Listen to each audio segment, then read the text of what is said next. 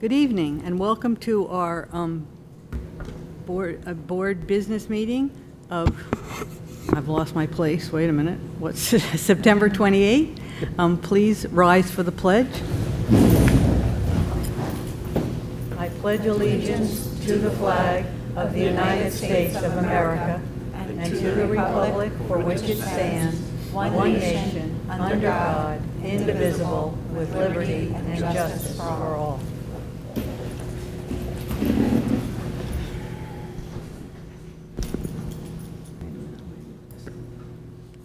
Okay, I'm going to open it up to the public to speak on any of the listed agenda items.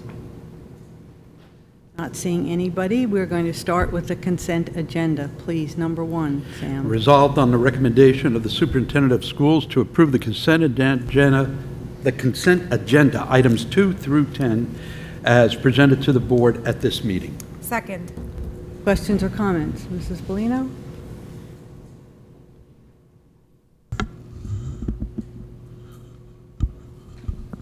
Agenda includes the approval of the last meeting's minutes, approval of CSE CPSE placements, an updated 23-24 substitute listing, additional work hours for staff members, additional amended clubs and/or stipends for the 23-24 school year. We're amending a part-time clerical position hours. We're amending staff hours for the 2023 Kinder Camp program. We're amending effective date for Town of Cortland aged all senior exemption due to the fact that Cortland runs on a different tax year than Carmel or Putnam Valley residents that reside in our school district. And we're approving entering into an agreement with Siena College. And that's it. Thank you. Any other questions or comments? All in favor? Aye. Opposed? Abstentions? The resolution is passed. So we're going to start with our reports this evening. Our first report is our external auditor's report, O'Connor Davies, for the fiscal year ending June 2023. Good evening. Thank you very much. My name is Chris Koff. I'm a partner with O'Connor Davies. Very pleased to provide the audit services to the district. With me tonight is Mark Callanan. Mark is a senior manager with the firm, and he was the one who was on site conducting the audit during this year. So what we're going to talk about very quickly is we'll do an overview, and we'll talk about the required communications with the board. We'll go through your general fund, your operating budget. We'll talk about some of your major revenues and the variances. We put a 5-year revenue history in there for you as a board to see how your revenues are trending. We'll then talk about some of your major expenditures. Again, the expenditure history. We'll talk about your fund balance and where you are. And then you do operate some other funds, so we'll talk about those fund balances and where the results of 23 landed for those. So first, we'll talk about management's responsibilities. Your responsibilities include implementing and selecting appropriate accounting policies for a district of your size and complexity. You need to present your financial statements in accordance with U.S. GAAP. You have to establish and maintain effective internal controls over your financial reporting and your assets. You need to be in compliance with laws, regulations, contracts, and agreements. And you need to provide the auditors with all the records and related information to conduct our audit. And then also to set the proper tone at the top, whereby we look at your board minutes, we watch some of your videos, and make sure that the public has a chance to voice concern over financial items. Do you have any highlights from those videos you want to share? What's that? Do you have any highlights from the board videos you want to No, share? I don't have. I didn't bring any with me. How's that? Okay, just making sure. Our responsibility is mainly to issue our independent auditor's report, and I'm very pleased to say you received an unmodified opinion. It's the highest level of assurance an auditing firm can provide a client. We also issue a report on your extra classroom activities. We're doing the required communications to those charged with governance now. We also issue a management letter with some recommendations during the course of the audit. Importantly, we have to communicate any fraud or illegal acts that we noted during the audit. We're very pleased to say none were noted, none were brought to our attention. We do conduct interviews with different employees every year to get a feeling for how they feel things are going. We didn't encounter any difficulties during the audit. There were no disagreements with management, and there were no uncorrected misstatements, which is journal entries that might have arisen during the course of the audit. At this point, I'll turn it over to Mark. He'll take you through some of the highlights of your financial. Good evening. So this slide here is just a macro level of your general fund. Your general fund's the main operating fund of the district. So if you look at this slide, the column all the way to the left is the original budget, which is the budget that was passed by the board, voted on by the voters. Final budget is the original budget with any budget modifications that were made during the year, voted on by the board. Then the third column is your actual, what actually happened during the year. Fourth column is your encumbrances, which is your open purchase orders that roll from the 22-23 budget into the 23-24 budget. And then the last column just shows the variance between the final budget and what actually happened during the year. The first thing I want to point out is if you look 3 lines up from the bottom, is when the budget was originally approved, the plan was to spend $2.2 million of your fund balance. There was no budget modifications for that during the year, so your final budget showed if everything came in as planned, you would have used $2,269,000 of your fund balance this year. What actually happened in the third column, as you can see, not only did you not use the $2.3 million, you actually had a surplus of $900,000. So your fund balance in your general fund started at $13.6 million and you ended at $14.5 million. Going back towards the top, your original and final budget for your revenues was $53.7 million, came in actual of $56.2 million, so you had a budget surplus of $2.5 million. Expenditures, your final budget was $53.8 million. Actual expenses were about $52.2 million with some rollover encumbrance for $475,000. You had a budget savings on your expense side of $1.2 million. If you look at your other financing sources, your original plan and your final plan, there you see $1 million. That $1 million was set aside for a transfer from your debt service to pay down some of your debt, your bonds, things of that nature. So as you could see in the actual column, you didn't need to move that money over because of the budget surplus and the budget savings. So that's a good portion of the budget surplus for the year. So going down, as I said, you started the year at $13.6 million in fund balance. You ended at $14.5. There's restrictions that come along with that fund balance that I'll get into later in the slides. But going on to the next slide. So what we do on this slide is we pinpoint some of the major revenues for the district and the general fund. That bottom line there, you can see this is about 94% of the revenues the district has in their operating fund.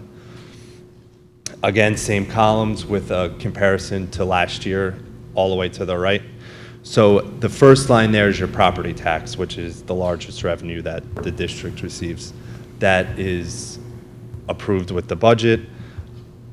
Your final budget, you expect to receive 36.2. The actual revenue was 36.1. You can see a slight budget difference there of 125,000. The reason for that is some tax cert payments usually that you don't know what's going to happen during the year with those, so you can't budget for those. Non-property taxes, that's the sales tax you get from the county. You received $135,000 this year. Use of money and property, you can see there's a large budget surplus there. You budgeted to receive $25,000. You received $940,000. What that is interest this year as compared to many years before. Actually started receiving interest on some of the investments, so the interest rates went way high. And if you look at any other school district in Westchester County, you would see similar budget surpluses in that line.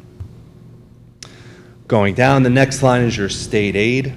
You budgeted to receive almost $13.9 million. Actual revenues is 14.4. Budget surplus of $560,000. The New York State budget came out a little later this year, so it was a little harder to budget the state aid this year. Usually it comes basically in right on the money, but this year, since that came out later, a little harder to budget. But you stayed conservative, went with prior years.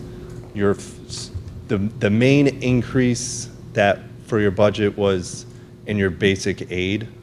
It's formula-based by New York State, and since that budget came out late, that's how you come up with the 560 budget surplus there. Miscellaneous is the next line.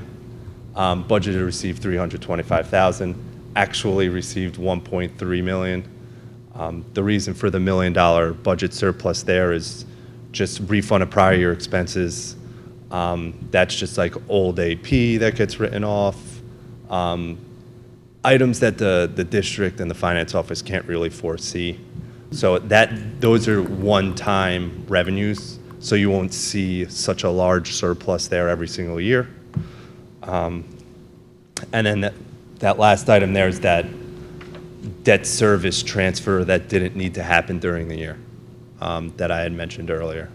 And then that last line is just the rest of your that's the rest of your revenues just combined into one line, just to kind of tie it all out. On the next slide, this slide's just more informational. This is just a 5-year history of those same revenues. So you can see where you were in 2019, all the way up to now in 2023. I won't get into too much detail there. That's just informational for the board. Next slide, these are your major expenditures in the general fund. The expenditures in the budget are in more detail, so it's a little bit harder for us as auditors to split out your major ones. The revenue, we covered about 95%. Here you can see this is about 87%, but these are your major revenues. That first line, general support, what that encompasses is the main thing in there is your operation of plant.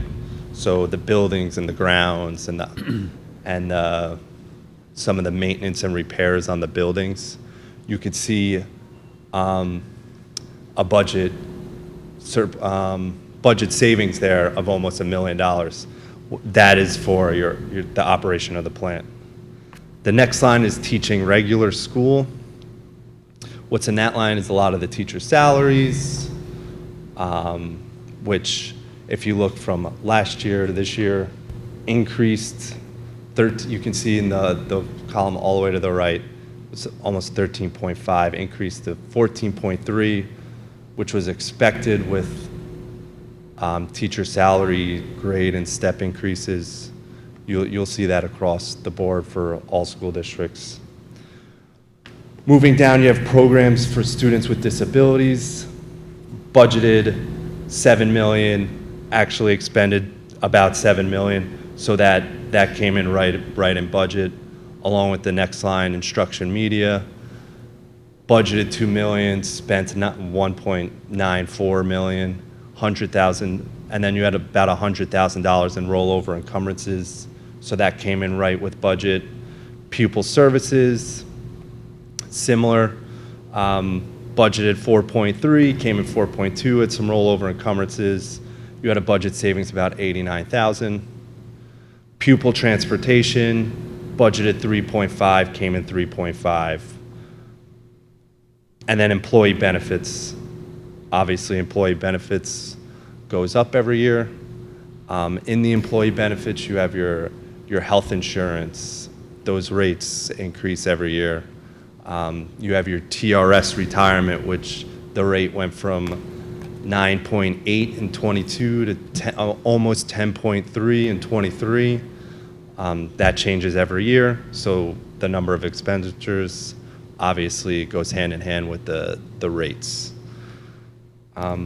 So that's it for the major expenditures. And similar to the revenue on the next slide, we just put together an informational slide. This is 5 years of those same expenditure groups, just so you can see where you're in 19 through 23. That's informational. All right, so taking into account the variances that Mark talked about, the revenue and the expenses, as we said, you did better than you had planned by about $900,000. And what does that mean for the district? If you look at this slide, it gives you a little history of your fund balance. And that's the funds that you have available to address emergencies during the course of ensuing years. And the restricted they're restricted by New York State law and controlled by the board. So what you've done is, on the first one, you have a prepaid and a non-spendable. What that is you prepay your health insurance by 1 month. So what happens is, your July bill comes in, you pay it in June. So that money has already been expended, so it's in non-spendable. Then you have restricted money put away. We won't talk about all of them. We'll talk about some of the bigger ones. You have about $940,000 put away for what are known as tax certiorari's. And those are the claims that taxpayers make thinking that they might have been overassessed in their property.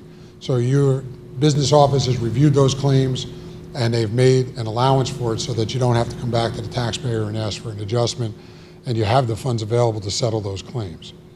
You've put away about $1.4 million for employee benefits. So your contracts allow for people to get paid out on their vacation and sick time when they leave and accumulated leave.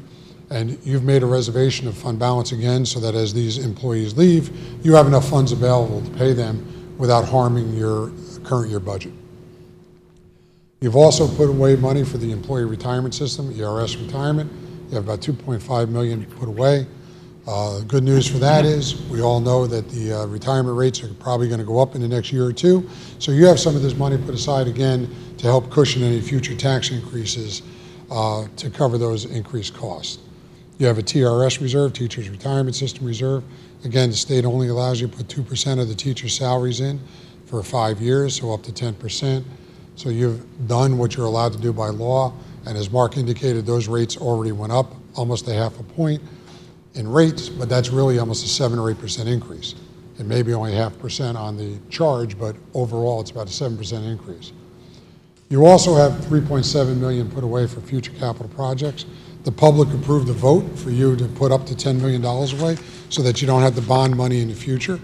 And given the current interest environment, you have this money put aside. So if you do have any projects coming up, you may not have to borrow some of the money, and that again impacts your taxpayer by reducing the amount of interest they have to pay, because the interest rate on bonds has gone up over the last 2 years dramatically. The next category is assigned fund balance, and that's the encumbrances Mark was talking about. You have purchases in order, about $474,000. Those funds are already committed, so they go in the signed category because they'll be paid from your 23-24 budget. Then you have your unassigned, which is $2.3 million. As you all know, New York State mandates you can't go over 4%, so you're right at that 4% limit. So you have 4% put away in case of emergencies, in case something happens, a storm or something hits the district. So you have some money put aside to address emergencies. So you're right at that 4%. So that leaves you at an overall fund balance of about $14.5 million. And you can see that that percentage has stayed fairly consistent over the last 3 years. So you've been able to utilize the fund balance to reduce taxes, then replenish it, and kind of use it again. So you've done a good job of managing the use of fund balance. You haven't depleted it, and you have this money put aside for very specific purposes that are restricted by either New York State law or actions of the board. You also operate a few other small funds. You have what's known as a debt service fund, and you have $4 million in that fund. That money arises from interest on capital projects. So when you have the investment, you're doing a capital project, you borrow the money. If it earns interest, it's restricted to pay down the debt associated with it. And also, if a capital project comes in under budget, you have to put that money aside to pay back the debt. So you have $4 million here that you'll be using in the next few years to pay down the debt associated with those projects. You have a capital projects fund, and although it shows a deficit of $10.9 million, that's really an accounting, I don't want to call it an anomaly, but a rule, is you have short-term debt that you took out because the interest rates on short-term debt is a lot less than long-term right now. So you do have short-term debt, but that isn't recognized as revenue yet until you convert it to long-term. You have a school lunch fund, you have $400,000 there, that's your cafeteria operations.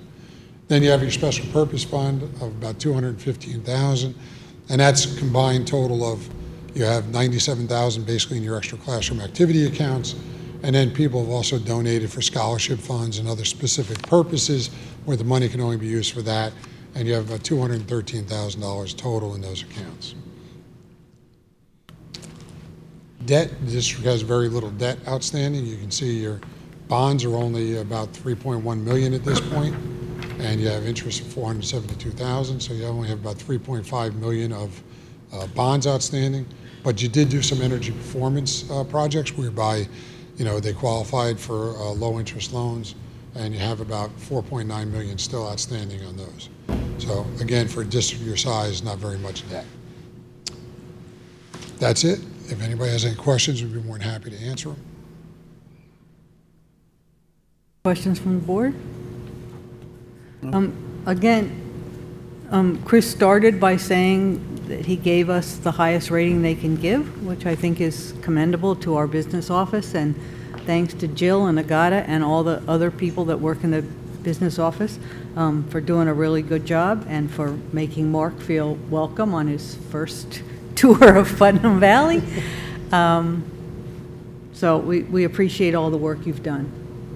So thank you very much. And we thank you for taking the time to let us present. We'd also like to thank Jill and Agata for all their assistance. Just so you're aware, you're the first district on the schedule. They are ready before any other district. So, kudos to them that they can get your books turned around that quickly. They do a great job. Thank you. That's All right. good to hear. Thank you very much. Thank you Again, both very much. If you have any questions, we'd be more than happy to come back. I know it's a lot to digest. So if you have anything, we'll be more than happy to come back. Thank you very much. Thank you very much. Hug that pup of yours, Chris. I'm going to ask for Tom Sawyer to come and comment on the audit committees that we met today. I'd also like to thank Tom for graciously accepting the chairmanship of the audit committee. His arm is a little bruised from the twisting, but we are very grateful for his leadership and for his volunteer work. So, Tom. Yeah, thank you all for the opportunity to serve on the audit committee again. Thank you to Chris and Mark, as well as the business office for engaging in this review. The audit committee does accept the findings. We do have one comment for the board as part of the findings and the management action response. There's been a recurring item on the issues listed, and that's it's a minor issue, but it's a leftover fund balance in school activity funds at the close of each year. It's the audit committee's recommendation that the administration adopt a policy just to address that on an ongoing basis so that it's not a recurring mentioned item as a finding of the audit committee. It's a very small amount, but it is something that shows up on the recommendation letter each year. So rather than having that occur on a year-by-year basis, adopt some sort of policy to address that going forward. Other than that, we accept all findings and recommendations, and we appreciate everyone's support. Thank you so much. Thank you. Thank you. Thank you. Thank you, Tom. Okay. So our next presentation is the opening of schools elementary school report. So I'd like to invite up Dr. Podesta and Mrs. Roby. Welcome.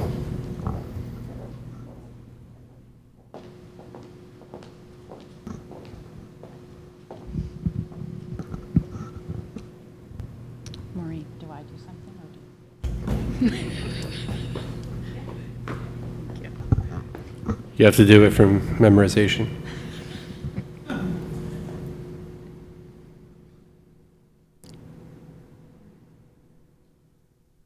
Thank you. Good evening, everyone. I'm Dr. Margaret Podesta, principal of the elementary school, and I have with me my new assistant principal, Mrs. Roby. We are so happy to be here together to talk about the opening of the elementary school this year for the 2023-24 school year. We have been hitting the ground running, very busy already, but off to a wonderful start. And I would just like our new AP, Carly Roby, to say hello.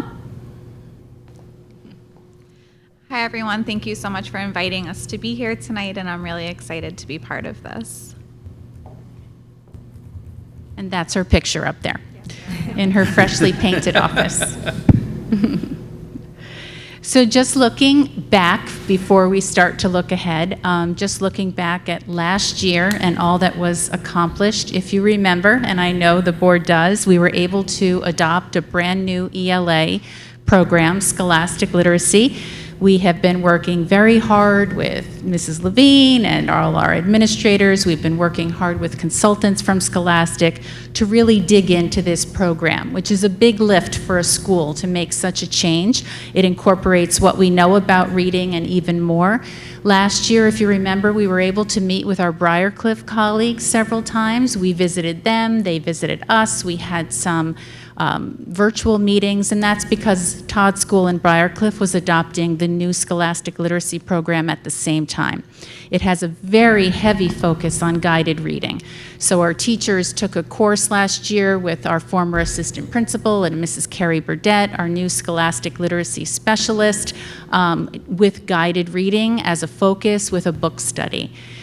Also last year, we dug into the RTI process, really cleaning that up, being very efficient with our forms and our meetings, and really looking at learning targets.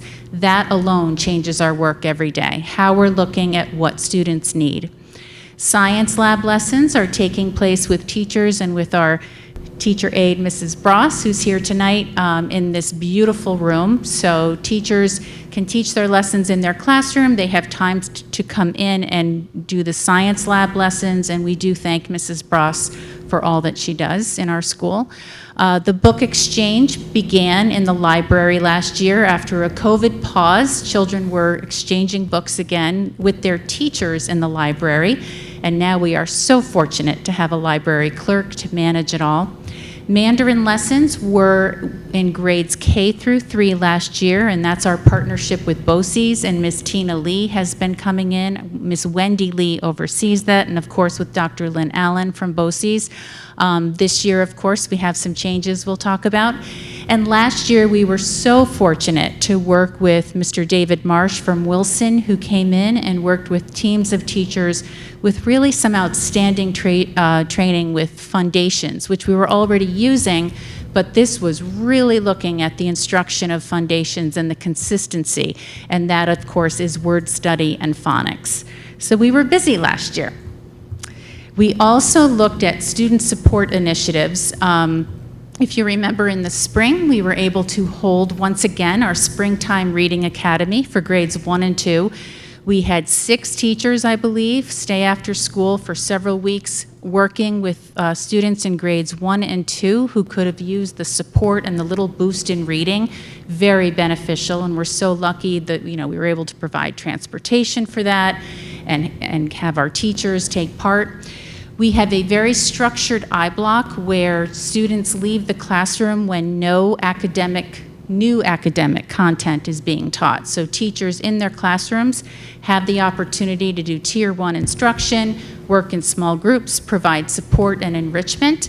The AIS teachers work in differentiated groups in their rooms. So if their group is 8 to 10 children, let's say, they can break that up into 2 groups or 3 groups, and they work at tiered levels, providing math and reading support. We also, along with Scholastic and Foundations, took a look at decodable books, because if we're paying attention to what's going on in the world right now as we study reading, we are looking at books that teach a certain phonetic concept, and they do it in an appealing way to students and give them the chance to practice, whether it's a vowel team or a digraph, but they are able to read a story and really master those skills. And we're lucky that although Jen Pico left, we now have Mrs. Carly Roby, who has her background in the same study of reading. Push-in math and reading help takes place every day, where our AIS teachers have a block where they can push into classrooms and help where they can be of most support. Teaching assistants, and this is huge, we have arranged a schedule where our teaching assistants are really being used to support instruction. They're working with small groups of students, individual children, and they're not just asked to make copies throughout the day, but they're actually using their skills as TAs to support the instruction in the classroom. And as you know, we hold quarterly data meetings, which are well-structured, looking at various assessments, classroom assessments, iReady, reading assessments, and we talk about where our students are so that we really have a handle on each of our students in the classes, and we meet as a team to talk about that quarterly. The updated RTI process, as I said, is quite significant. We have a smaller team.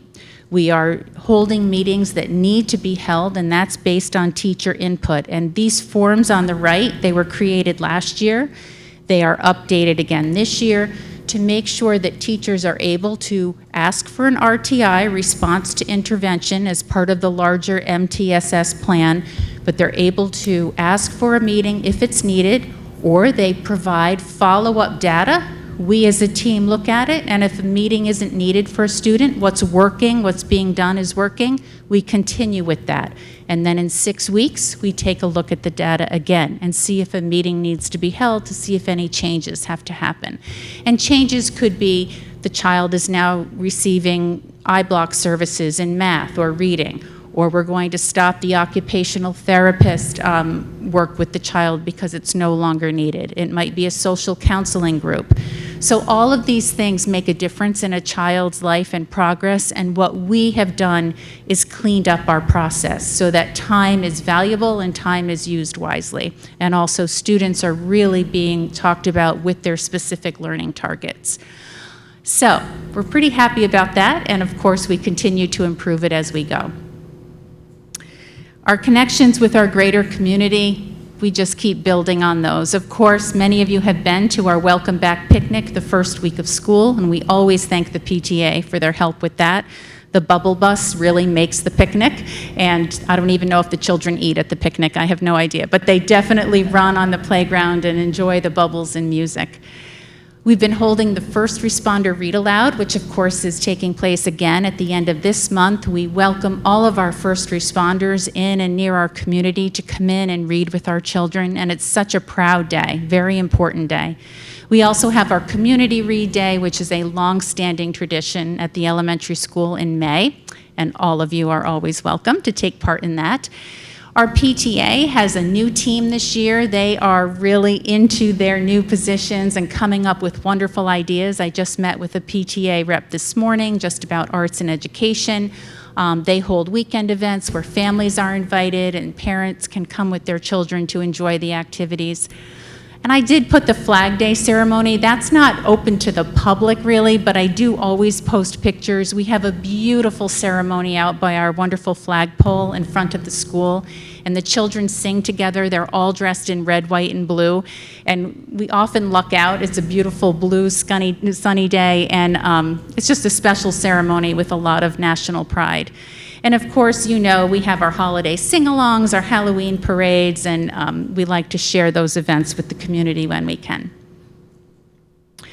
We enjoy the parent engagement piece, of course. The fall parent conferences will be scheduled very soon. They're in November. We have the date set for that. Our back-to-school nights have taken place already. Our kindergarten back-to-school night was actually before school started, of course, and then we had the two others in early September with wonderful attendance. Last year, we had the Scholastic Literacy Night where parents came and they rotated through rooms and centers to learn about what the Scholastic program looks like with the center-based approach. We had a great family game night where parents and children came and played games together and found new ideas to go home and play those games. And that was just a lot of fun with wonderful prizes. Classroom events take place now and throughout the year, and especially in the spring with writing celebrations, reading celebrations, and we just love those times, and especially we don't take anything for granted anymore when the parents can come in. Grade level shows and concerts, of course, take place, and the moving up ceremony is a very special event that parents come to at the end of the 4th grade year. Margaret, are you still planning on doing the Scholastic Literacy Night and the Family Math Night? I know that we did them last year, but you have new parents and we can always hear it again or something different? Or do something a little different, right. But an ELA night and a math night we try to do every single year. Yeah. And I know you'll be there, Ms. Parmley. So the title of this slide is an understatement. I have never seen such a busy school over the summer ever, and it was such a breath of fresh air. It was so wonderful. I officially started in August, but I had the opportunity to do some days in July as well, where I was able to meet with some of the teams and some curriculum work that was done. The extended school year program for some of our students was wonderful. A fire truck pulled up in the backyard one day and was spraying them with water. They went on field trips. It was such a wonderful thing to see. Summer Boost, it was amazing, and the fact that there's transportation provided to those students to make it accessible to everyone is something I've never seen before, and that was just really wonderful. And we had 100 students. Yeah, it was pretty full. We had 100 students there. The kinder camp, letting them come in and experience things ahead of time, the bus run and the orientation for parents with the back to school night over the summer before they even step foot in to make them all feel at ease was really great. We had quite a few new students, and allowing them to come in and take a tour. We got to walk around. They saw the pond outside and the outside playgrounds and classroom and all the wonderful spaces that none of their previous schools had. They were very excited to share. The courtyard is absolutely stunning, and there was just so much happening every day, and it's just great, such a great place to be over the summer, and you feel like you're ready to go when September hits. Thank you. And that, of course, is a picture of the new courtyard, and we thank Mr. Spittle and the whole team for all of the facilities updates. You'll see some more pictures as we go through of some of the changes. So what we are trying to do always as we head into this year are reach new goals and raise our goals and reach them too. Impressive academic data is a key goal for us, mostly for our, really for our students, but for us as professionals too, who are working so hard each and every day. We are so proud to be at the top of the Westchester Putnam region in grades 3 and 4 with our New York State math data. I anticipate the same results this year, and I'm very, very thankful to the teachers who work so hard in the classrooms and in the support rooms and on the RTI team, so we can really talk about these students and what they need. This has taken a lot of work, as you know, and the achievement is to be celebrated. And then another goal is, of course, community building, and that goes along with the district goal, fostering everything from social emotional wellness, respect for others, positive behaviors, working carefully with our Character Education and Diversity Committee, and all the great work that they do. So we'll continue to set our goals, establish them, and meet them. As far as our Character Ed and Diversity Committee, they've presented some new changes this year to kind of revamp and update. We've been having great luck with our grade expectations, always being kind, safe, respectful, and responsible. And if you look at the new Pride poster up there, you will see that all of that is incorporated, and then we're adding more. So what we did, actually, the Character Ed and Diversity Committee did, they met over the summer, and they came up with how students can show pride. And so, by being demonstrators of this pride, they are problem solvers, they are respectful and responsible citizens, they are in control and safe at all times, they are determined, and they are engaged in learning. So if you think about those words, and teachers are reviewing them with the students, when they do show pride, especially in the cafeteria, in specials, in the hallway, at recess, there's a little system where a class can get a paw print, like a good tiger does. So a little tiger, they get their paw print for the class, and of course all teachers have their individual systems that they use in their class that supports their management. Some are extrinsic, some are intrinsic. But this is the whole class earning 25 tiger paws. And when they do, it's up to the teacher. And it might be an extra story. It might be extra time at recess. It might be pajama day, which seems to be very popular. So the children are really excited about this right now. And I thank the committee for their hard work in setting this up and the talking that we did and the philosophy behind it.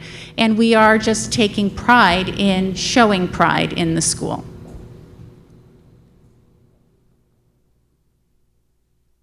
So as Dr. Podesta mentioned, the PTA has been a huge part of supporting our students, and we were lucky enough that they supplied every single classroom with this book, A Day with No Words, and it really just helps to boost the inclusive nature of our school. It's about a student who doesn't speak, who's autistic, and how they communicate and how you can just embrace all different learners and all different types of people around you. And we're just really grateful for their input and their support and the amount that they are taking pride in our school as well. And we just thank them for that. And this is a beautiful book by Tiffany Hammond, and if you'd like to read it, we have copies in the school. So over the summer, our K-4 curriculum teams met, and we were meeting often, as Mrs. Roby said. To begin with, we had our master scheduling committee, and as you know, we've worked on our iBlock and our block schedule for the past several years, and it's really made a difference in how efficient the days are, how we maximize learning for our students. So I thank the team that participated in that. We then had a reading assessment team meet, and as you know, we had gone from using the DRA solely as reading assessments over to the NSGRA, which is the Scholastic Next Steps in Guided Reading assessment. And we used both last year, and by the end of the year, we said, we're not using both next year because it's a lot of data, it's a lot of time, and we really want to use this time for instruction. So we are using the NSGRA. It's not a perfect system. We are working out some data things with Scholastic now, but it is a good assessment for how children are doing. So that was a great conversation we had that day. You were there for that, right? Mrs. Roby was there for that. She has a lot to offer with reading instruction and support. And that led us to the writing instruction team, which is one of our main goals for this year, is really looking at writing instruction. We have our Scholastic writing lessons. We also use the Writing Revolution, which our staff has studied, and we incorporate that into all that we do. We're very interested in raising benchmarks. We're very interested in having a K-4 continuum and then expanding that into the middle school. All educators want to make sure there aren't gaps in instruction, so we want to make sure our children are well prepared with sentence structure, paragraph development, essay development, narratives, fiction and nonfiction. And so this work is tough work. You really have to roll up your sleeves and do the hard work and have the talks and really look at how students are progressing along the continuum. And we're really just getting started. And it seems like we're always working on that, but it's a big goal of ours this year. As I said, our Character Education and Diversity Committee have been working very hard. They've kind of updated some ideas. They're bringing in different assembly ideas and themes. And of course, we're thankful to the PTA for their support. Our grade level meetings took place over the summer where the teachers met and did curriculum writing. They have artifacts to show what they created and lessons they wrote, mapping that they did, and so that took place throughout the whole summer too, and then of course department meetings as well, and they all worked on curriculum writing, which was our focus this summer. I'm worried I'm going to take one of your slides. Okay, all right. So this year again, as we continue, we are still implementing Scholastic Literacy. They called it for us year 0 last year, when you're taking on such a big undertaking. So now this is sort of year 1, really our second year. We are still in the learning phases, but we are so much farther ahead than we were a year ago. Our NSGRAs are being given. We have launched into Unit 1. We are so fortunate to have Mrs. Carrie Burdett, who really emerged as a leader with Scholastic in our building last year, and she's just great at looking things up and finding information. And she's also teaching first grade full-time, of course, too. We have a heavy focus on guided reading and connections with writing, and that will continue. We're working with Scholastic on transferring NSGRA data from June over to September to the new teacher, and they're finding the challenges of that in their system. So we're giving them feedback, and they are responding promptly. So we're glad about that, and we'll continue to probably be a leading school for them. Our teachers ask tough questions when we talk to them, so that's good. Here's the book room. Here we go. So going along with guided reading, we're fortunate enough to have this very full book room that I was so excited to see when I first came, and it is in full swing. I had the opportunity over the summer to really dive in, go through, do an inventory, and add some labels to the book bins, so now teachers can know exactly which bin that book belongs in, not just one of the leveled books, because as you get going, sometimes there were 10 of a level, so they would have to search through them. So now it's a much more direct system for them, and I think they're appreciative of that. They have the online system where they can search through the titles, they check them out ahead of time, they go in, they find their book, so it's all tracked digitally, so they know what's available and what's not before they get into the book room. And then they return it the same way. They check it back in online, they return it to the correct bin, and then they're able to continue on for the next. And so to have just such a plethora of titles for all students at all different levels is such an asset to this program. And in this book room, of course, there are teacher materials and short reads, but those plastic sleeves of books contain a teacher card with questions to ask, with lesson focus areas, and 6 books. And last year, of course, they were brand new. These books don't go home. 6 books for your small group instruction. So this is a beautiful part of this reading program, to have this available. So where are we now? We're still learning. Our teachers are more experienced. We have teachers who have kind of been leading the way for each team. We have more experienced students. So if you look at the map of the classroom up there, you can see there are different stations. There's a technology station where they're practicing comprehension or word work. There's a guided reading table.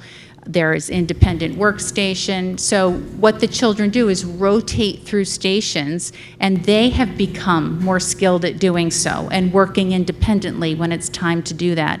So a 3rd grade teacher this year, they're getting 2nd graders who did that last year with the scholastic model. And so time doesn't have to be taken to reteach it from the beginning, only in kindergarten, and they just figure things out so quickly.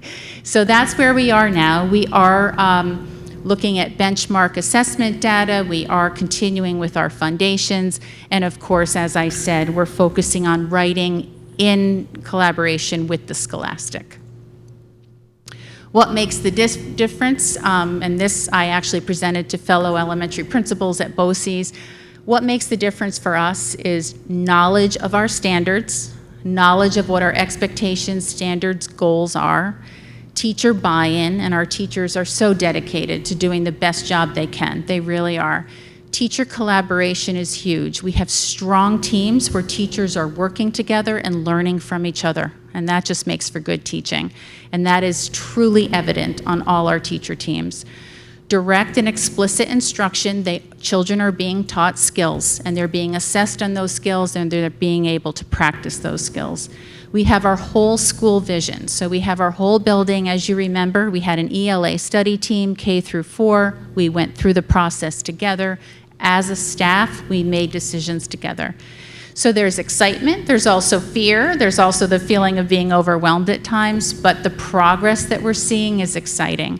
The teamwork matters. The teamwork matters every single day. And of course, the investment of instructional leadership. So all of us together as leaders, Mrs. Roby joining the team, we have our AIS team, our classroom teachers. We really want to be able to collaborate and lead the way together. We also have math. We teach all subject areas.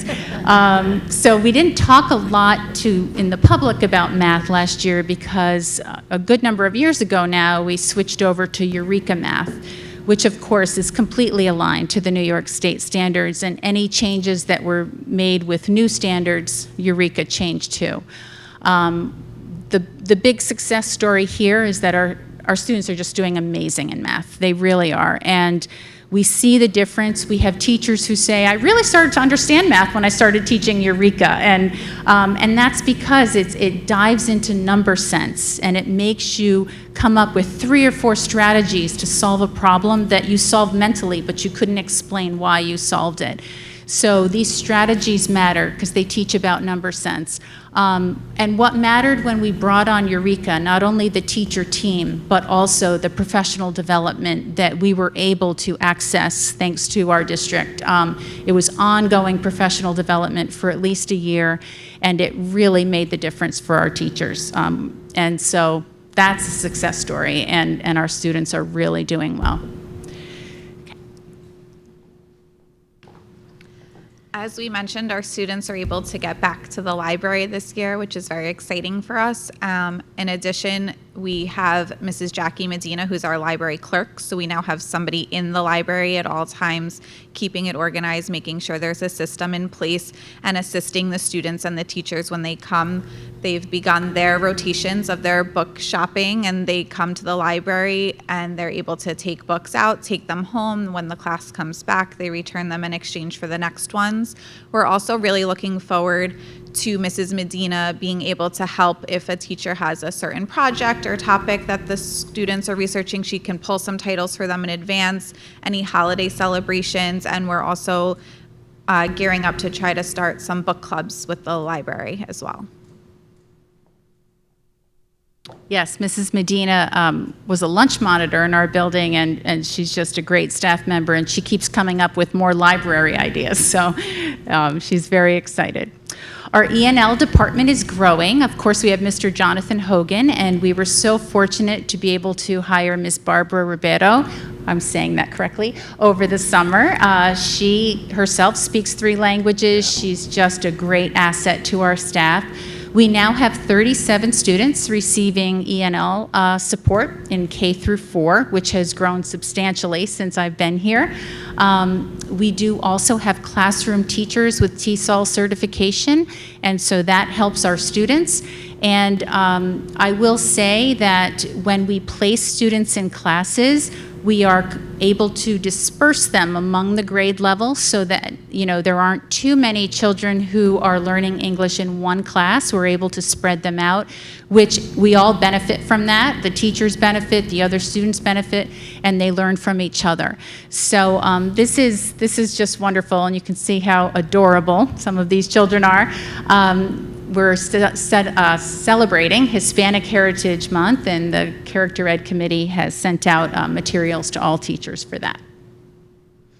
We also have through BOCES our Mandarin lessons, which now are going up to 4th grade, 30 minutes a week.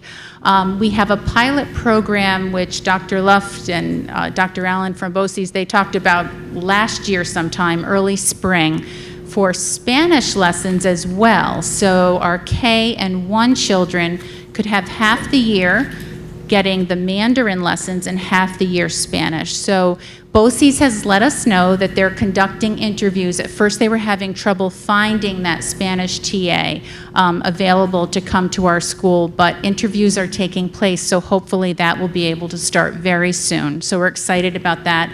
In the picture here, you can see Ms. Tina Lee, who works so hard in our school teaching the Mandarin and making it so engaging for the children. Margaret, once the Spanish program, once they find an instructor, how will that work? I see K and 1st grade will be the initial feed-in, and then it will continue through 4th grade? That's the plan. That's the plan, yes. What's that? Yeah, so the plan is we started Mandarin the same way. Mandarin started just in K, and then we went up K1, K1, 2. So Spanish will start K1, and then the hope is, obviously, if the program's successful, next year will be K1, 2, It's such an K1, 2, important 3, language in our country today. and continue to build on it throughout. It really is. It's a necessity, I believe, in America at this point in time. So I'm very pleased to see that will be happening. Thank you. And these lessons at the elementary level, they're exposure. I They're understand. they're hearing it, they're seeing pictures that go along with words, and they're learning a bit about culture. So we're excited about it. Yeah. Yeah, thank you. This is our current enrollment, and from last September, we've gone up about 19 or so students. So we're up to 573 students total. And you can see the differences in class sizes with kindergarten at 93 up to 4th grade at 136, where we have 6 sections of 4th graders this year. So the class sizes are manageable and nice for learning. And we, every week lately, we've been getting 1 or 2 more students in the school. So this number is temporary. Yeah, that grade 3, it is troublesome, the size. But you'll keep the 6 sections for next year for grade 4, I would assume, correct? Whatever you all say. Because I'm sure she likes that idea. I think that, Or maybe add another. because truly, as those children progress, they get to 4th grade, you have 6 sections now, that'll certainly level the playing field Yeah. to where it's much more manageable. So those were conversations we had going into this school year, and I have to say, certainly Dr. Podesta was very much pushing for an additional teacher to cover that 3rd grade section. I think our hesitancy was you see the grade levels below there. There's a Exactly. significant drop off. So you would really be talking about bringing on a teacher with no real expectation to be able to maintain or keep that teacher. We know we hired 2 teachers using the COVID money. That our intention was this is the last year that those funds are available. Thankfully for them, opportunities have presented themselves and they have sort of fallen into otherwise vacant positions. But part of the hesitancy for this school year was to hire someone knowing that we would be then laying them off the following year because we would no longer need that extra section of 6. So certainly a conversation that the board will have looking for our projections for next school year as that larger grade goes to 4th grade. It's a very real possibility to keep the 6 teachers, and in fact, that would save someone else's position who is already here on a leave replacement. So certainly conversations that we'll have as we begin the budget process a little bit later this fall. Thank you. Aren't you glad you put that slide in now? Aren't you glad you put that slide in? Yeah, that was really good. But I do think... Did she pay you for that? Was that you guys practice? I do thank Dr. Luft because when, I knew the position situation, he really asked for my input on which grade might benefit most from 6 sections, and I'm happy with the choice. And, we've got a great group, but then more 4th grade students came, so we made the right decision at that point. Okay, so room locations and updates. If you haven't been at the elementary school in just a couple of months, you would see some changes. This is our beautiful new innovation lab out in the modular building. So as you know, we have our new special, which is only a couple of years old, with Mrs. Jen Bruno teaching in this room. So this is half of the modular building, and the other half has our PD room, we're calling it, on the other side. So I don't know if you saw that picture already, but it's in here. And so the students walk out to special, and they walk back after special with their teacher. This is a very exciting special, as you can imagine, with all of these materials. And I thank everybody involved in this. This is a gorgeous learning space. We also have an updated front conference room, nicely painted. We have the new courtyard, and every classroom now has the interactive TVs, which the displays, that have replaced the smart boards. So lots and lots of updates.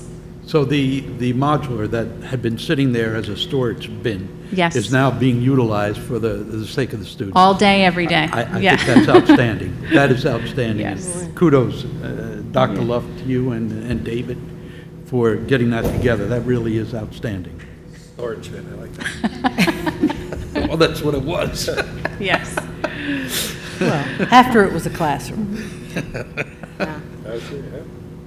Yeah, our teachers will be using the other side throughout the year for their team meetings and curriculum work. Yeah.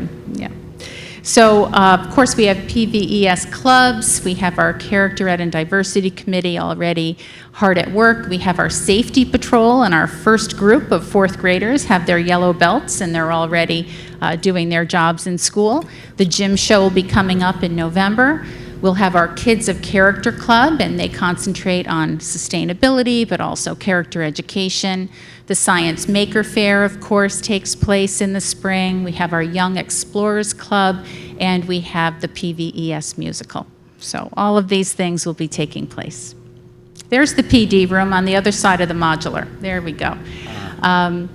So our focus areas, and there are always focus areas, continued learning with Scholastic, looking at all that's going on with reading in our nation right now, taking a look at instructional strategies and making sure we are always up to par and beyond, our writing benchmarks and continuum, our initiatives with Character Ed, always looking at our RTI process, which has a direct effect on how we are serving our students best under the MTSS umbrella, continued academic success, of course, and community building.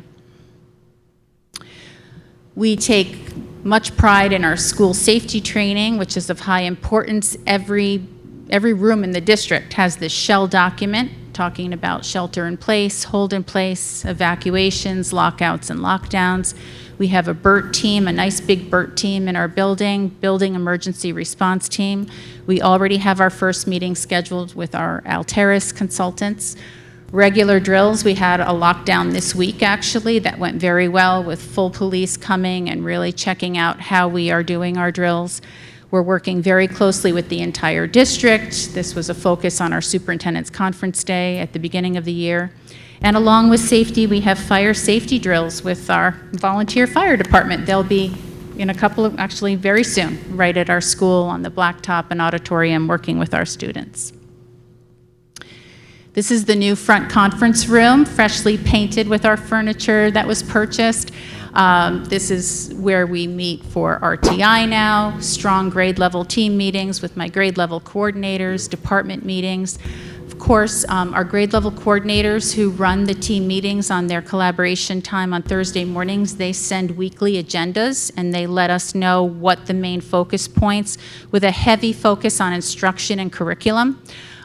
We work together with district for superintendent's conference day planning and monthly professional development hours. We'll continue talking to Scholastic on a regular basis, and I'm not sure if we'll have the Wilson consultant back, but we do have a teacher who was trained to be a foundations coach, and that is Mrs. Teresa Borick, a first grade teacher. So she'll be helping to guide teachers as well. Our focus always begins with our students, that's for sure, and looking at them as human beings who need to be socially, emotionally well. They need to feel safe and be safe. They need to know they are included. They need to do well academically and have high goals for the future, and they need to want to come to school every day, and that's our goal.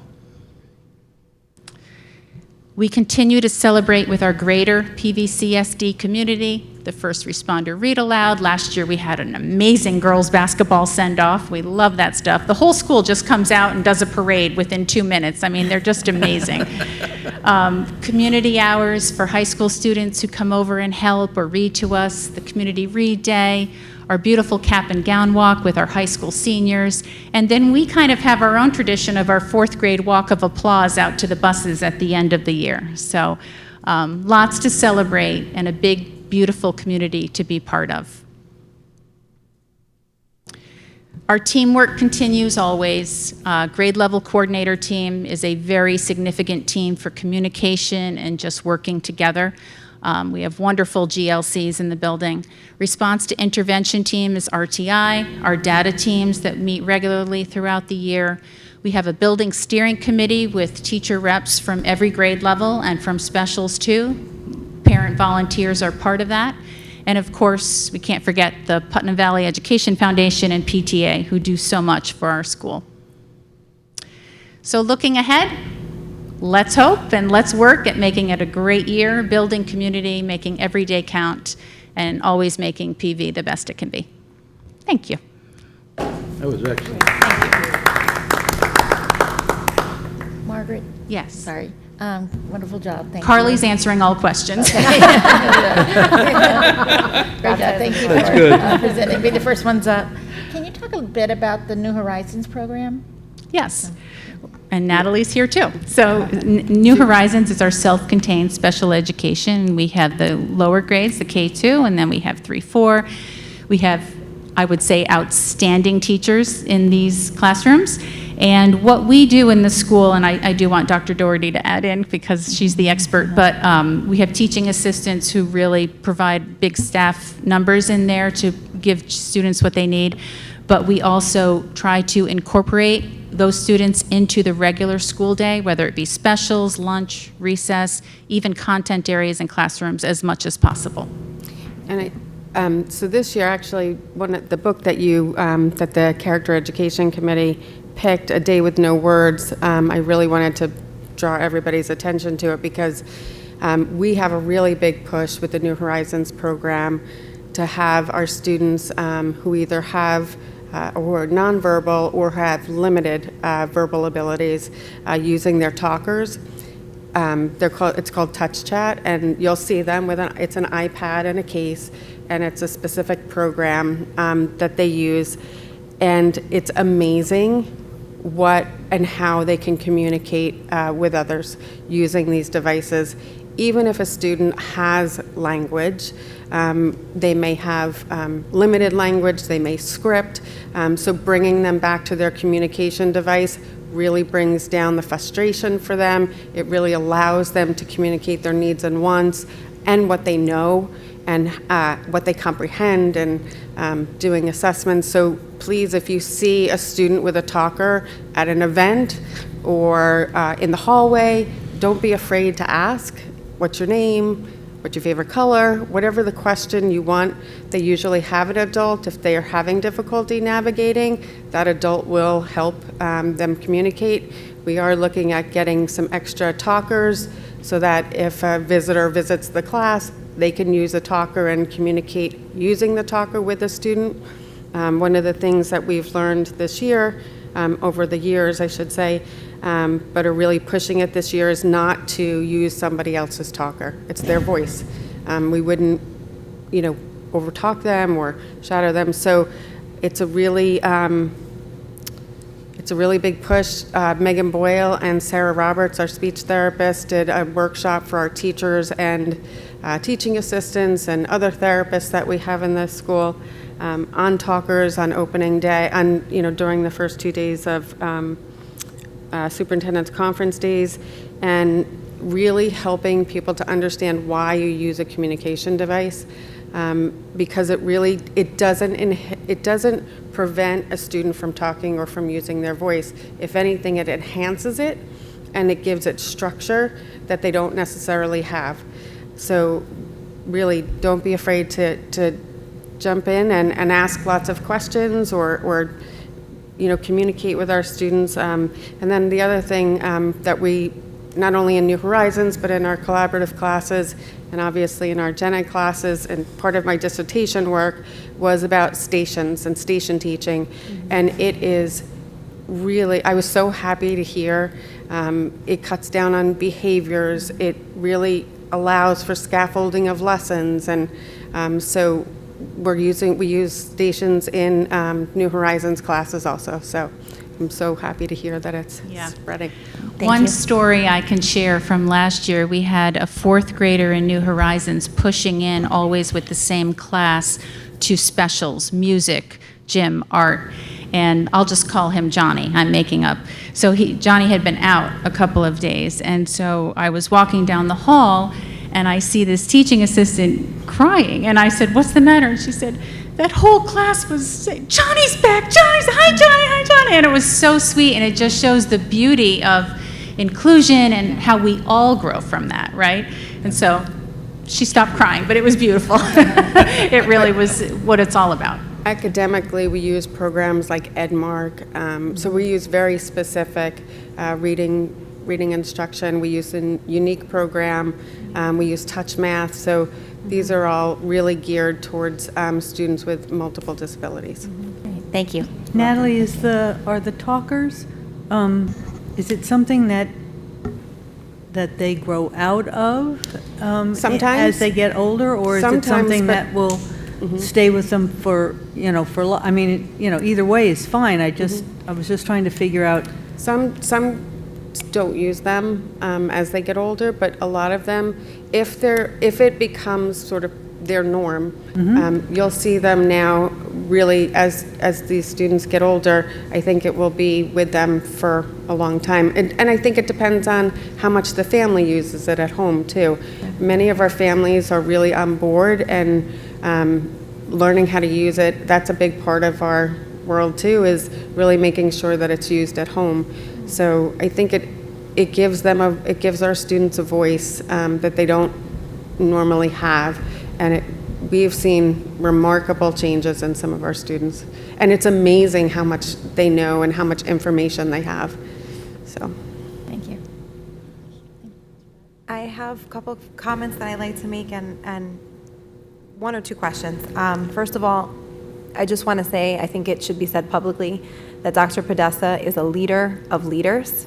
I appreciate you from a personal parent standpoint and from a colleague standpoint. Dr. Podesta recently presented on her work in the literacy program and the work that her school is doing in a beautiful presentation for principals around our area, and it was absolutely wonderful. She went through the journey, the good, the bad, all of it, to kind of help us understand if we're going to a new literacy program, what that might look like. So thank you for your leadership amongst Thank you so our much. area. And Ms. Roby, you're learning from the best. You're going to have a wonderful experience here in Putnam Valley. Welcome. The Summer Boost program was wonderful. My son just looked so forward to it. He was so excited to come back to school. You know, one of the things that you said really struck me, in that our goal is for kids to want to come to school every day. And he wants to come to school every day. He might not want to do his math homework, but that's a different story. So thank you for setting up that environment. I think the character education work that you're doing around PBIS is wonderful. I think the system we had before was great and solid, but sometimes it needs a little bit of a boost and a little bit of a refresher, and that's what you did. And again, I hear about those pause almost every day. That's good. So the team has to take all the credit for Yes. that, but I'm glad he's excited about it. Yeah, so it's definitely coming through. A question I had for you, too, just about the Scholastic program. Have you looked at how the NSGRA data is comparing to the iReady data? Are they speaking to each other? They may be measuring things that are a little bit different, but are you in the midst of comparing that data to see what's happening with that? Yeah, I mean, that's something we're always wondering about and looking at. We know that the iReady data really does correlate with the state test data. Right. For sure. And we also know that the NSGRA gives us independent reading levels instructional reading levels as opposed to independent. So Okay. that was a lot of work last year and a lot of talk and understanding. I'm assuming that when they're progressing with NSGRA, we're going to see that progress with iReady, but more work to be done there. Okay, Yep. awesome, fair enough, thank you. And then there's job-embedded coaching with Scholastic right now, right? Is there a trajectory on how long that job-embedded coaching will last? And then once it's over, if it is not going to continue at some point, how are we going to support our teachers who are coming on board newly to be able to learn this particular program So that's not widely spread? Okay, sorry. Yeah, So go the ahead. beauty of that is having teacher coaches developed. So building on our social capital, right, Jackie? And so we do have one coach now, and she's working with another grade level this year. What we want to do is create our in-house strength with Right. that. Did you want to say something, Mrs. Levine? Yes, and that was the idea behind developing Carrie Burdette as our scholastic specialist, but also having Teresa trained as a foundation specialist, Right. because having someone who is learning the scholastic curriculum while being an expert in foundations helps to make sure those two are speaking to each other Absolutely. and translate that to all of the other grades that are doing the same work. So that was really important to us to make sure our foundations work was solid in partnership with that scholastic work, and Carrie and Teresa are on the same grade level, so they can really work well together That's to further the work. That's great, and I'm so happy to hear that you're continuing foundations, because that was a little bit of a chat in the community whether or not it would continue, and I know that the voice of the community at the time was that they wanted to see it continue, and as an educator, I'm really glad that we went that route. And lastly, I'm going to just come back to the 26 children in third grade. I don't know if anybody in the room has ever been with 26 third grade children for 6.5 hours every day, but it is a lot. It's a lot to ask of a teacher, and I know that there are some supports that go into classrooms, which is wonderful. But really just thinking about that in the future, especially for that particular grade level, because it is the first year that they are up against that New York State assessment. We're asking teachers to do monumental things in implementing a new literacy curriculum, continuing with their writing, their phonics instruction, their math instruction. Our teachers are teaching all subjects because they're not departmentalized, and so that is a tall order to do that for 26 children who might be on 26 different levels. And so I just want to bring our attention to that again. It may seem tolerable right now, and our teachers are probably doing a tremendous job, so they make it look much easier than it actually is. But I think in the future, we need to look at maybe lowering that class size and making that a priority. Yeah.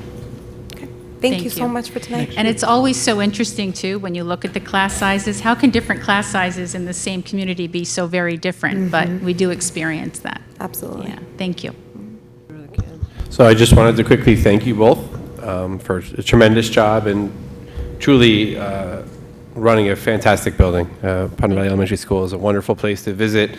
As you both know, I am there just about every day, hiding from adults sometimes, visiting kids.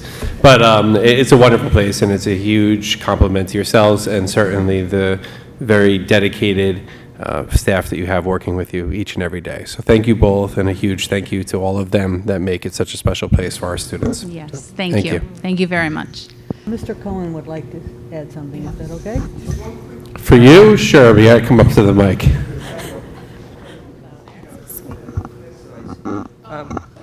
I'm sorry, there was discussion today at the state level about class sizes, and the recommendation, this wasn't mandated, no law, no nothing, they were just discussing it, was class sizes K1, 2, maximum of 20, 3 and 4, maximum of 23, and 5 and up, maximum of 25. That was the discussion today at the state level. No mandate, no nothing, but that was a discussion. Thank you. Thank you very much. Thank you.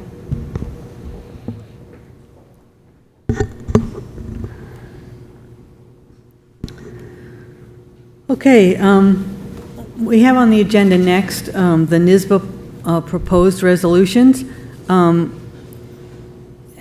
and I spent about almost 3 hours on the phone. My neck is killing me.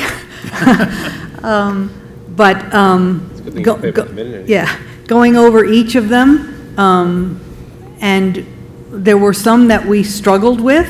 Either we weren't on the same page, or we felt that there should be more discussion before we decided on what our position was. So I sent those out, and we're going to talk about, so there's 11. So I thought if we do and then we've gotten new amendments, 2 of which we'll talk about tonight. So then maybe we'll do the other 5 at our next meeting, so that we don't fall asleep in the middle of the discussion. Anyway, so we're going to start with, we're just going to do them in numerical order. So we're going to start with 13, which is a sunsetting resolution. This resolution has been on the books for 5 years. NYSBA feels that it should continue to be on their books. The resolution is that NYSBA supports all efforts to improve school safety by limiting or reducing unauthorized access to guns in school. Mr. O, you want to? I don't think anybody can argue the fact that guns in school should never happen. That's a no-brainer. What troubles me about this is that NYSBA has always taken a position, we will only deal with educational issues. We're not going to talk about vaccines, we're not going to talk about state mandate, we're talking about education for the main part. Teachers, educational process, due diligence, things like that. As I stated last year, this is not their concern. Those individuals who have access to guns at home in New York State, it's a puzzlement, because the rules and regulations governing handguns and even long guns, rifles, is very set and like cement, the way the state has handled the Second Amendment. Many parts illegal as far as I'm concerned.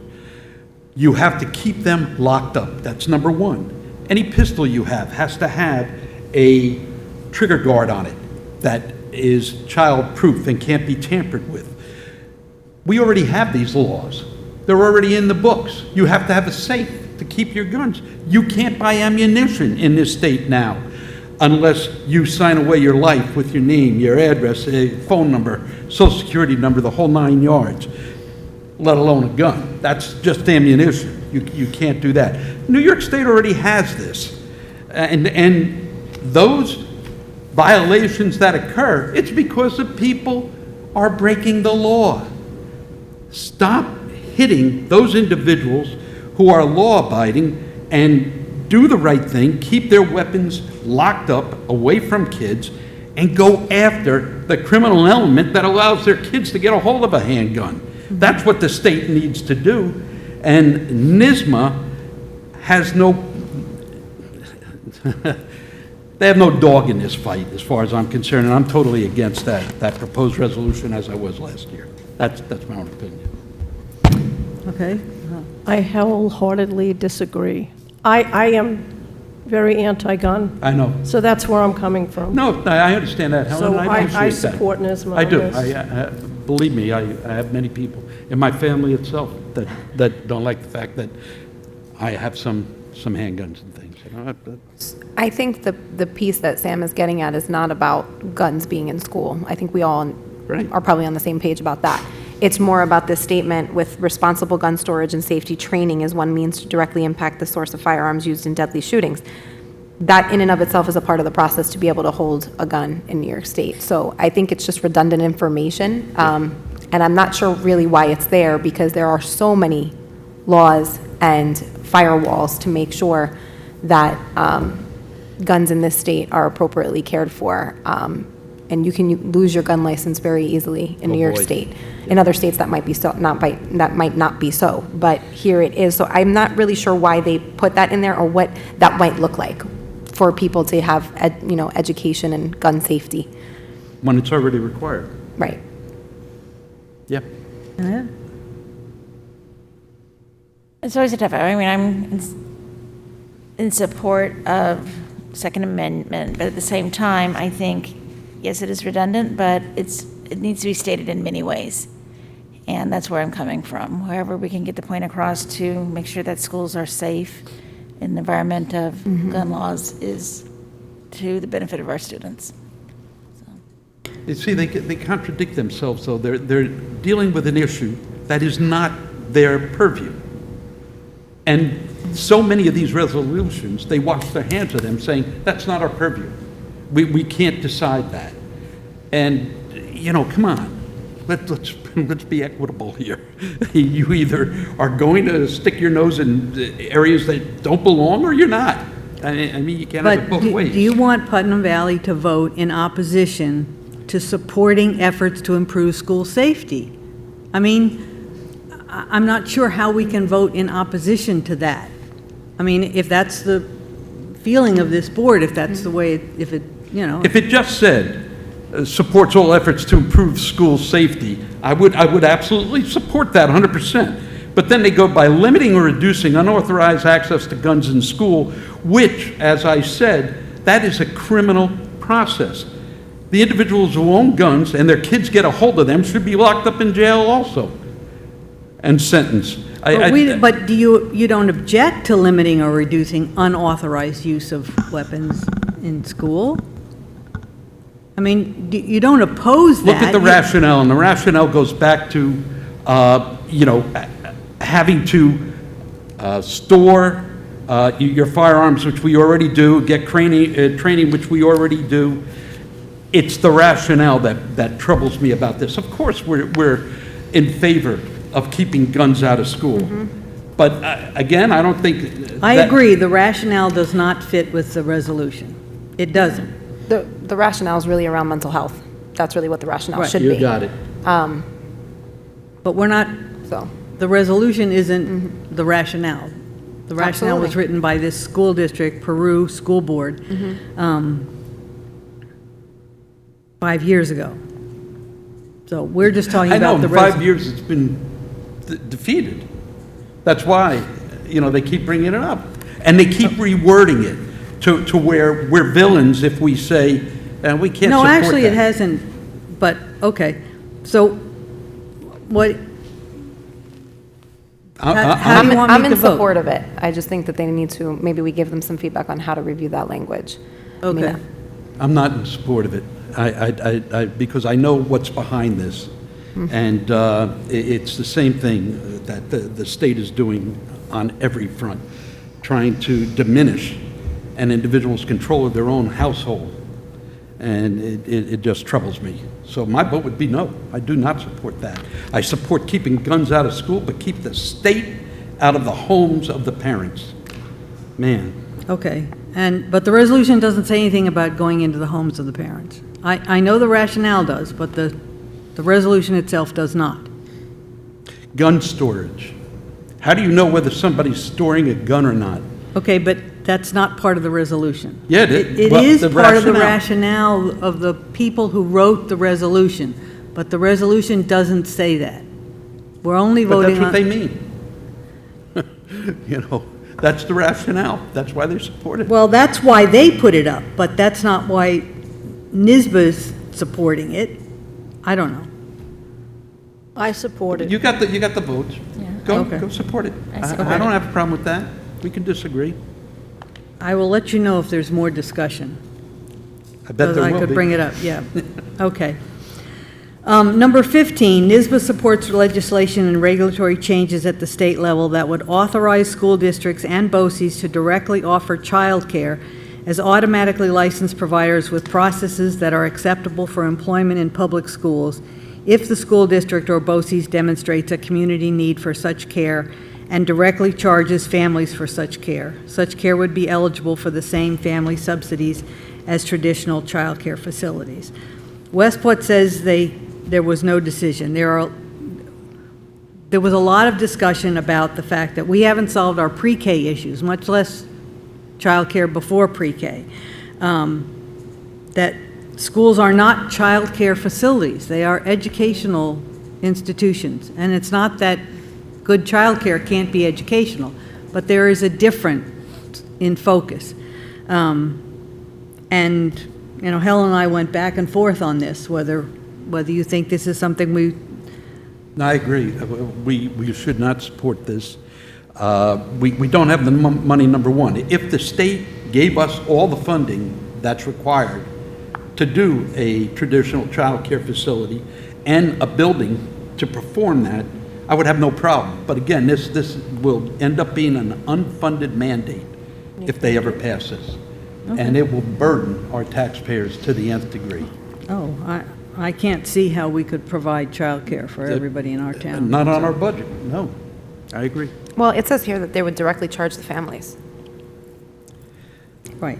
But are we, is that enough? Well, we would have to power make sure it would be. childcare or even preschool, as we said before? It's never enough. I know there are places in the state, like we think of, we have to vote the way, for us, but we also have to sometimes look at the bigger picture about what else is going on in the state. But I don't know. I feel that at this time, this is over and above what. I agree. I don't think the need of the community right now is this. If it were, maybe we would have a different conversation, but. So opposed? I suppose I agree. It's not our need, it's not our immediate It's not within our need. purview. I agree. Right. Not our Okay. purview. We can't afford it. We have a great child center, so. 17 has had a revision, so the original 17 NYSBA supports a requirement to have district-supplied naloxone, aka Narcan, available for use in all school buildings, and they have changed that to the New York State School Boards Association supports a requirement to have state-supplied naloxone. Personally, I don't care who supplies it. Available for I think use it in all needs to be in schools. Doesn't have to schools. provide it. Yeah, I approve. So they took out district-supplied and made state-supplied. Yep. I just want to clarify that we already have it. We already have it, don't we? Available in all That's what I buildings. thought, Yeah. yeah. Yeah, so I mean, definitely if support it, that. if it supports one student, I'm Yeah. in favor of it. And the nuance is it was provided through Putnam County. So Putnam County did provide it to the district for no charge. We didn't pay anything for it, as well as the training. Putnam County provides training for our staff, as well as we get seniors trained before they leave for college. And they're also provided the drug themselves to take with them.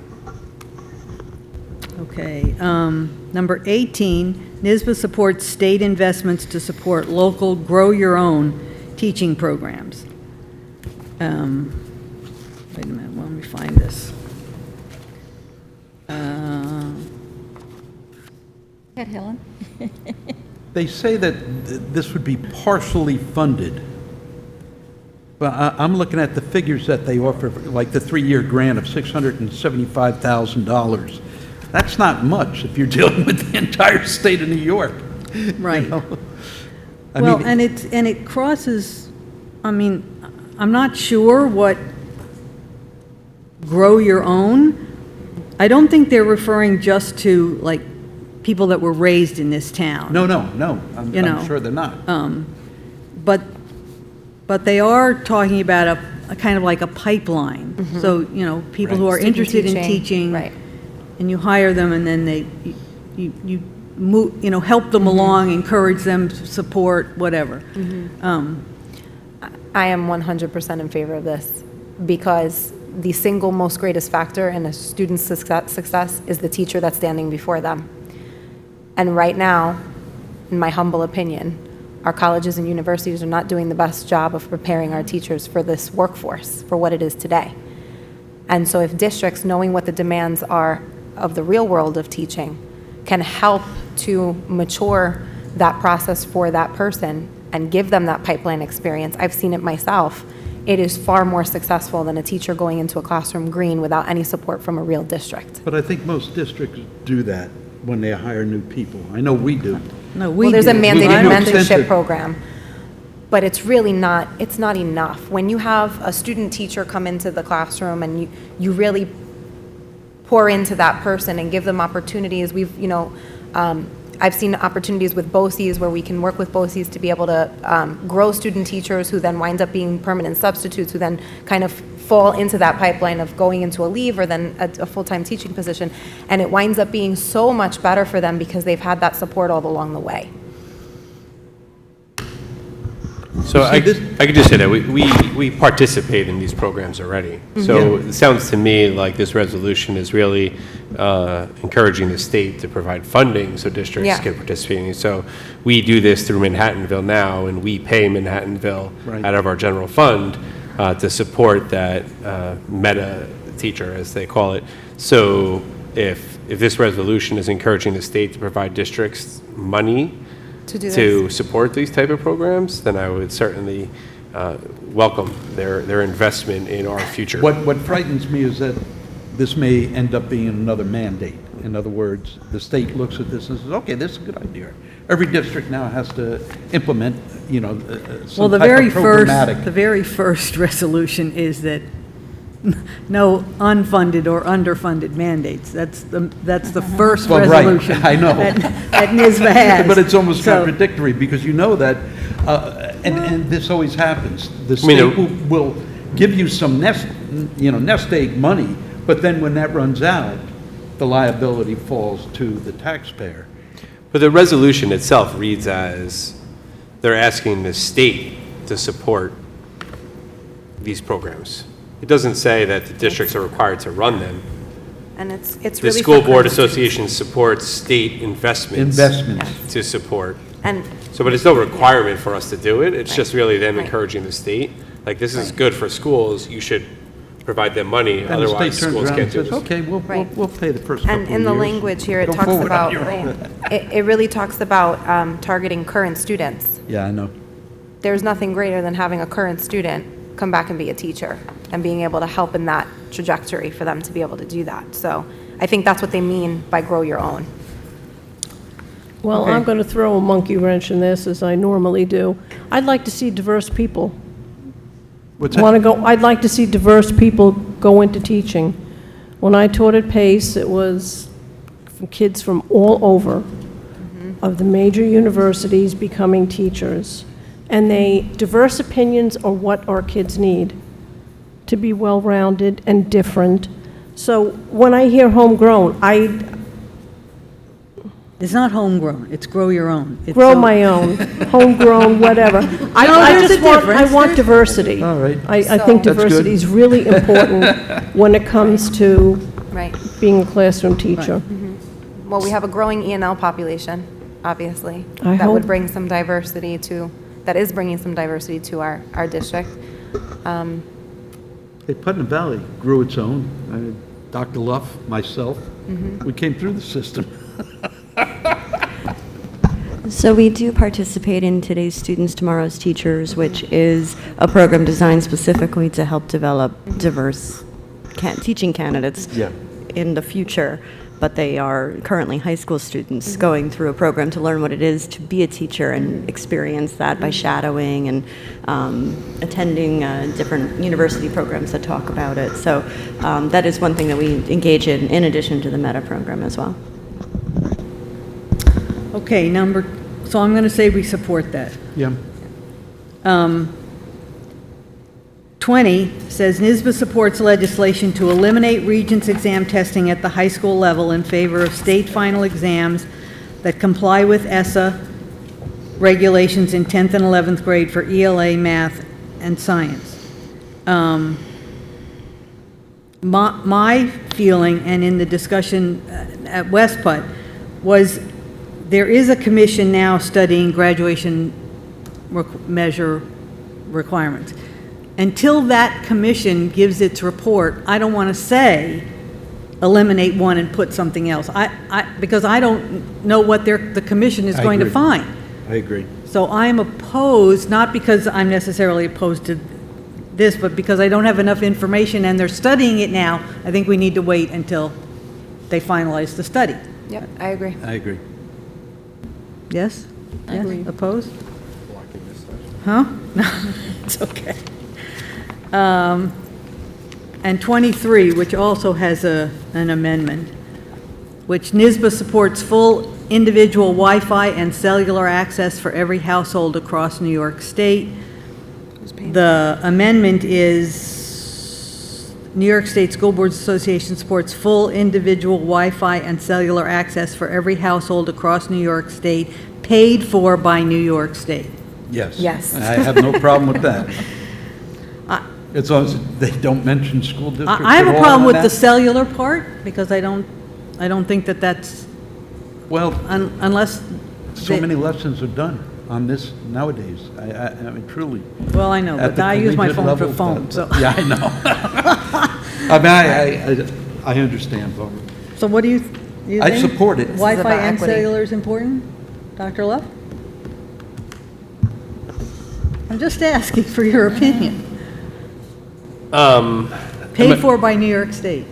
My sense is why both are on there is because Wi-Fi is readily available on those devices while they're in school. It may not be so at home, where cellular service could take the place of the Wi-Fi while in the home.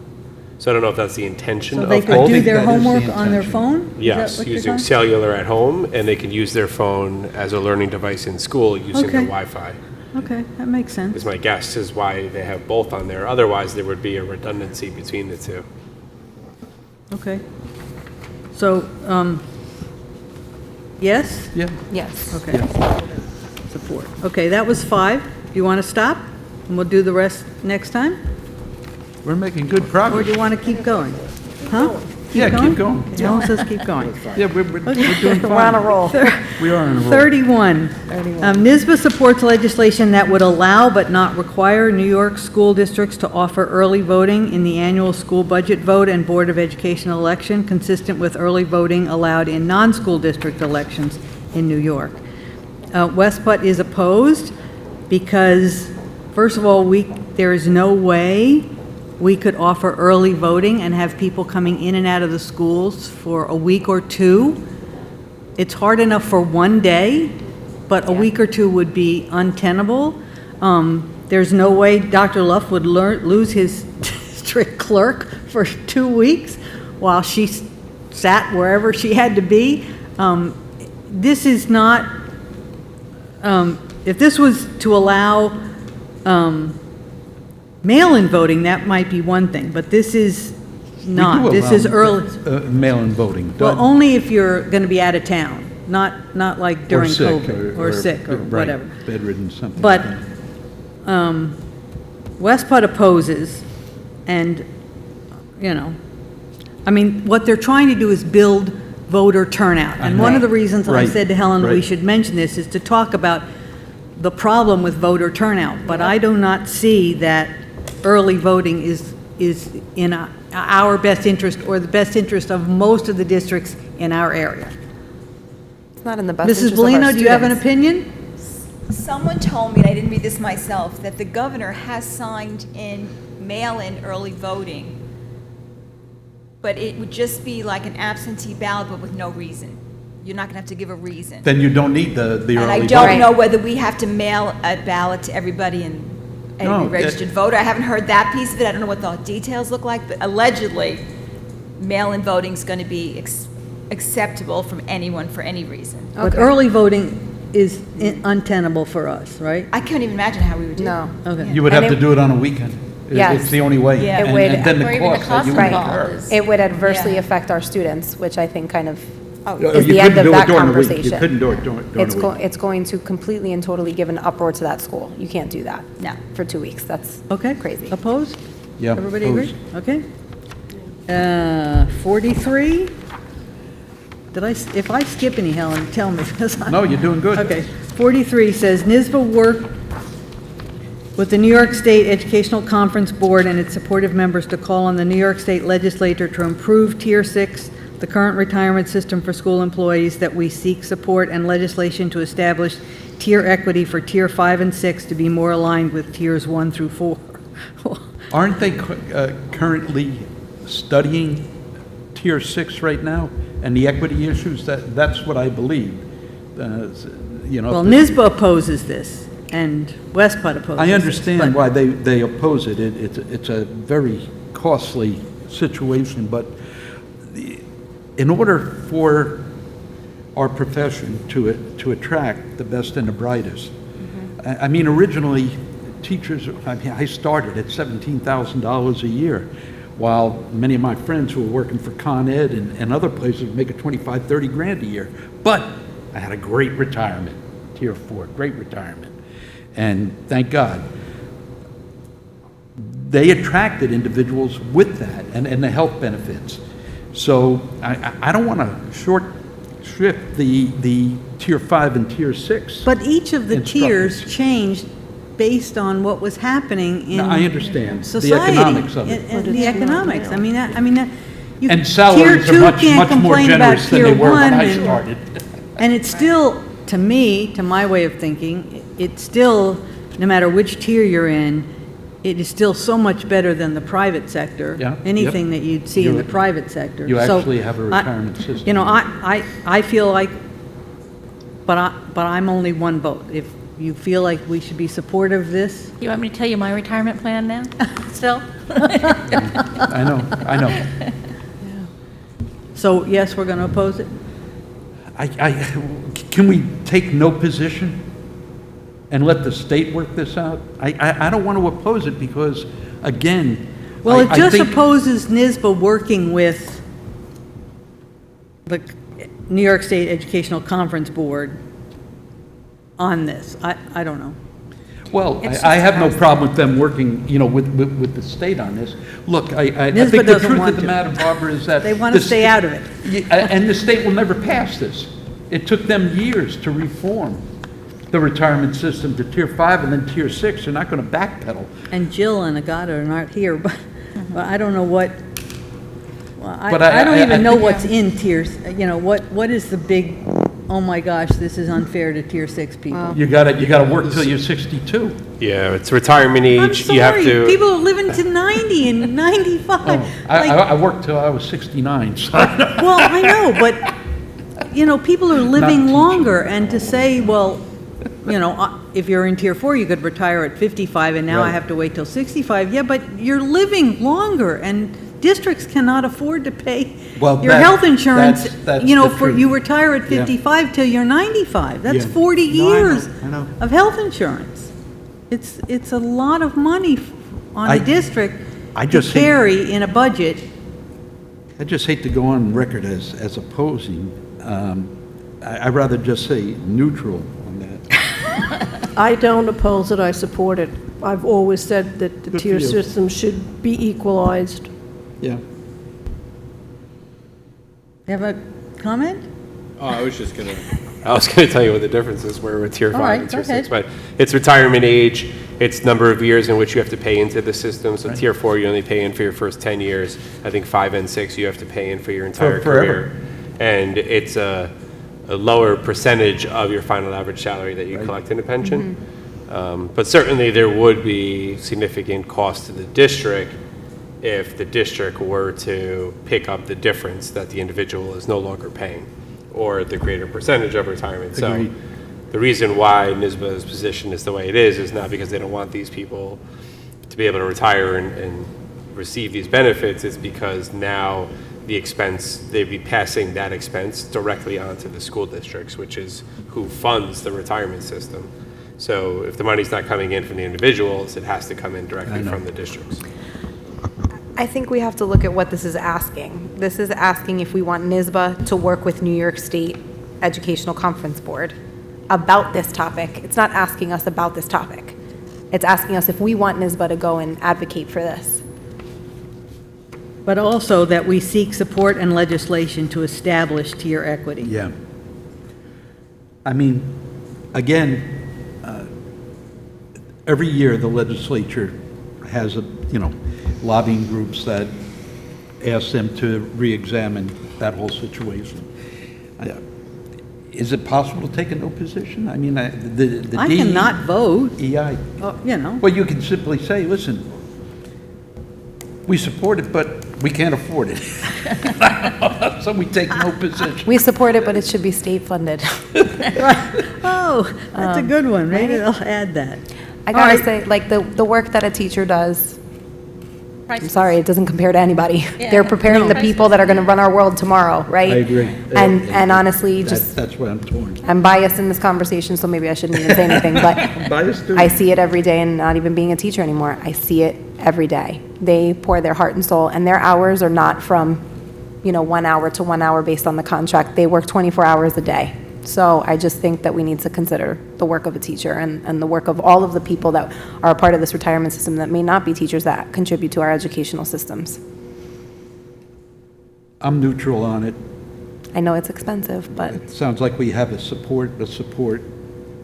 And two, I'm neutral. Well, I agree, there's a cost impact, and I Yeah. think this is for a decision that's not at our level. I think it's a much higher level. I agree. I'd go for the no Well, how about decision. this? I'm gonna listen to No the consensus. discussion and make a There you go. decision when There I you go, vote. Barbara. Yep. Okay? sounds Yep, good. That's good. Okay. 48, NYSBA will oppose any mandates from the State Ed Department regarding matters not pertaining to academic standards, subjects, i.e. math, science, reading, writing, social studies, that have not been approved by an up and down vote of the New York State Legislature. I'm not, I agree with this. Me too. The mandates, unless they're fully supported by the legislature with the full disclosure of the cost to that mandate, it's onerous on the school district. I mean, look at all the mandates we have suffered through. I was in education 35 years. Barbara, you know what I I'm know, talking about. I know, Helen, you know. I know. And Crystal, you're learning it as you go along. Living it in that system. every day. but I also don't want to rest, I don't want the State Ed Department to rest on the up and down vote of the New York State Legislature, because I think that that's even a scarier, less Right. education-focused group. I agree with that. I think the spirit of this statement is around making decisions in education that are not education. That's what the backlash of this is. And so I think we just need to have that conversation about where we stand in Putnam Valley about that, whether or not the state should be mandating us to instruct students in anything that is other than usual academic content. I don't know if maybe someone could provide an example to us of what that might be, but that is the spirit of this statement here, is that anything that is not academic content would be opposed. Well, not opposed. It needs to be approved. Would be opposed any mandates. What's That that? it says that the New York State School Boards Association will oppose any mandates from the State Education Department regarding matters not pertaining to academic standards, subjects, That have example, not been science, approved. reading, right, that have not been approved by an up and down What I'm saying is vote. that the legislature would look at it and say it's too onerous for a district, and we're not going to support it. Or they're going to say, yes, that's something we need to do. And the legislature, I mean, they're the push behind every mandate that we have. They approve them through their budget process and through the powers that they give to the state ed department. So I support this. Yeah, me too. You too? Yeah. The thing about this is, if we look at this, if they're using the New York State Legislature as the guiding force, right? What they're saying is that they're not going to, that they're going to oppose. It doesn't say that they're going to support. It says that they're going to oppose anything that is not vetted by that particular group of people, right? That has not been approved. Right, by that the hasn't been legislature. approved by Right. that group of people, but it doesn't say that they will support everything that is. Do you understand? Well, if the legislature approves it, Or it's doesn't. it's law, you know? Right. So can I just ask a clarity, because the wording of this is very confusing to me. I agree. So, like, the state mandated districts develop DEI inclusivity policies. The legislature voted on that. They approved it. But if they didn't, then we wouldn't, You wouldn't have it. they wouldn't, It wouldn't have been mandated. education, the New York State Department of Education wouldn't be allowed to mandate that. But the thing is, anything the state ed department mandates has to be approved by the legislature. Well, obviously not, because if not, this wouldn't be here. They're saying that sometimes the state is mandating things that are not approved. Am I wrong in saying that? No, that's the way it's written. That's the way it's written. Right, so. State ed proposes it, The state ed proposes it, and then And- they approve it. the New York State Legislature turns it down, even though the Board of Regents or the New York State Ed Department has said that this is what you should be doing, but the legislature says no. And they Right. control the Right. pocketbook. But here it says mandates. Any mandates from the state education department regarding matters that are not pertaining to all the rest, unless it has been approved. How can the state mandate something that hasn't been approved by the governing body? Confusing, right? Very confusing. Is there an example of that we have from the past? Has the state ever mandated something that wasn't approved by legislature, like? I don't know. I don't know. Back in 86. I kid you not. That you're being sarcastic. No, I was not being sarcastic. We had to do mandated AIDS training as teachers in New York City. And it wasn't approved by the legislature? I don't remember hearing that. But we were all so angry about doing it that we just did it and didn't pay much attention to anything. But that was a mandate. The other thing it states in here, it says that the committee also noted that NYSBA already has a position against legislative curriculum mandates. Okay, So it's, redundant. well, that's what they're saying, that it's redundant because they already have a position that says there shouldn't be curriculum mandates. I don't know. I guess maybe this would be an interesting one to hear the conversation. Yeah, I because agree. I don't really understand what Okay. it's Table meant to this, do. this Yeah. is just I'll report how I vote. distressing. Yeah. I'm curious to see how that It's one about turns out. 52, we're almost done. 52, NYSBA will advocate to further prioritize school district student and school staff safety by expanding New York City's and counties' police department school resource program, which have been successful in areas of New York State where utilized. Why would we not support this? I guess would be my question. Go, let's ask our SRO what he thinks. I support it. Me too. I support it. Yeah, I support it, but we Yes. already do that. I mean, Right. we That's why I have, said, why would we not? We have, Right. an SRO in every single building. So I have no problem with that. Okay. It's like their rationale is really strictly to just providing districts local control over it. Right. It doesn't speak to any reason to oppose it, it just says that they respect individual districts' local control. And I think their no position is based upon the DEI committee review, is based upon the fact that many districts cannot afford this type of security. And I think some of them may say, hey, you can't, have that mandated or force that on us. But I think in this case, where we are today, it may be wise to do so. Okay. And I don't like government telling anybody to do anything, but, we're talking about the kids here. All right, last one, 54. Resolve the New York State School Boards Association does now proclaim its full support and endorsement of the requirement that school security guards receive and be required to obtain the specialized school-specific security training. This was proposed last year and was, after vigorous discussion, was turned down. So they've put it back up again. Some schools do not, the people that they hire, they don't need to be specialized trained, they feel. And that's a local issue.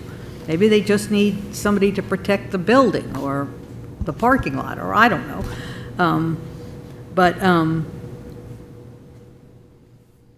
I mean, I think the more education anybody has, the better, and why would you not want? I mean, our people are trained, special training, because you're in a school with students, but... I support it. So when I think about school-specific security training, I would think about the SRO of my building understanding what reunification might look like if there was something that really big happened, or the map of the school, or understanding where everything is, who the personnel are that he would call on if there were something to happen and he became the incident commander for any reason. I think that, I agree with you, more training is great. I don't think that a former police officer or a retired police officer needs training in how to deal with emergency situations per se, but how to deal with them when you have children involved. Right. I think that's the piece that perhaps there might not be as much training on. I think the concern here is not the benefit of the training, it's the reducing the pool of potential school security guards. So when you require the training, inherently there'll be less people who have the training, and then it becomes more difficult to hire someone to fill those positions. To me, it's specific to school guards, not SROs and SPOs. So I think those are separate, and obviously they have training. I'm just thinking for us, like, I don't really need a specialized trained guard when I have an SRO in the building already. And by having them trained, is there now less of a pool of individuals for us to get? Is this trying to say that the district should provide the training? It doesn't state who does. My only concern is that it's a requirement. Right. Yeah. I think that's what As it came opposed to down being something that the district, like, we could only hire guards that are trained. If that's our policy or our position. Right. And again, we're small and it doesn't really matter for us. I don't know what this looks like for the city school district of Albany, right? I don't know. They could have hundreds of these people employed in their schools. And if they're not referring to former police officers who have that type of training, this becomes very important. How are you going to have a security guard of a school that really doesn't know about security? Absolutely. You know? Or that only knows about security and doesn't know about kids. Right. Or the special laws that go with how you handle Or students. even things like special needs students and a crisis and what that looks like. Right. Yeah. I would support this. Yeah, I support I it. support it. Yep. Okay, that works. I would just like to take this opportunity to thank you, Barbara, because you have a wealth of information about what's happened in the past with all of these policies, and as we've all experienced tonight, some of the wording is just, it's very confusing. It's truly confusing, and it was great to get your perspective on, what school boards have Maybe done. they should leave the rationale off of some of these, because that's what twisted me on that number 13. Because I support that. I support its essence. I didn't like the minute they talked about locking stuff up. I don't know. Well, the rationale kind of gives you the spirit behind Exactly. Yeah. the law, for lack of a better word. That's the wording. Yeah. Were there any resolutions that you felt were going to be not supported that we didn't discuss tonight in the 54? Which, Like, were there any resolutions that you were planning on not supporting that we just didn't discuss? No. Okay. No. Very good. Thank you. No. I- We basically took what, Resolution West 47, Putt's, which is the recommendation. parental rights adoption of that. I know that's a very controversial issue, and... 47. 47, right. 47. That the New York State School Boards Association will advocate for adoption of parental rights legislation. You know, it's just my personal philosophy and view that the parent has to be the ultimate arbiter of their child, not the government. That scares me when the government gets involved. And that's what parental rights legislation is all about, you know, that the parent can have a bigger say in the system. And I understand their explanation. Certainly, there's much truth to it. I mean, that's a tough issue, but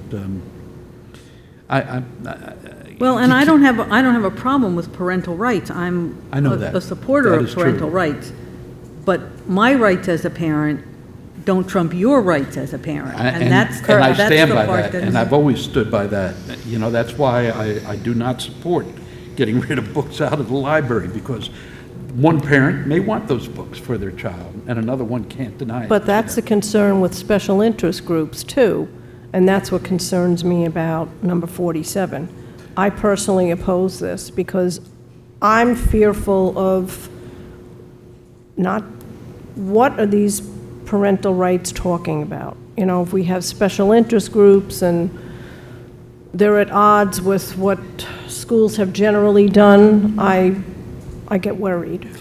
There were two things that instigated, not instigated, that caused the development of the parental rights movement. The first was the massive amount of testing that New York State imposed upon our kids. A few years back, under that not superintendent, but the head of the Department of Education in Albany, who left after a couple of years, really was chased out of the system because that testing was bizarre. That was number one. Then the pandemic hit, and the health issues that came down from the state, and the districts had to comply. We had no choice. You know, you have to do what the state says. So the parents got together and said, you know, that's not right, that the government is dictating what we do with our children. Now, the testing situation has been mainly or mostly resolved. Many tests have been cut away, you know, and they were even talking about revamping the regions. You know, the health issue, let's pray there's never another pandemic. Let's pray. Because that caused a whole bucket of fish to get crazy.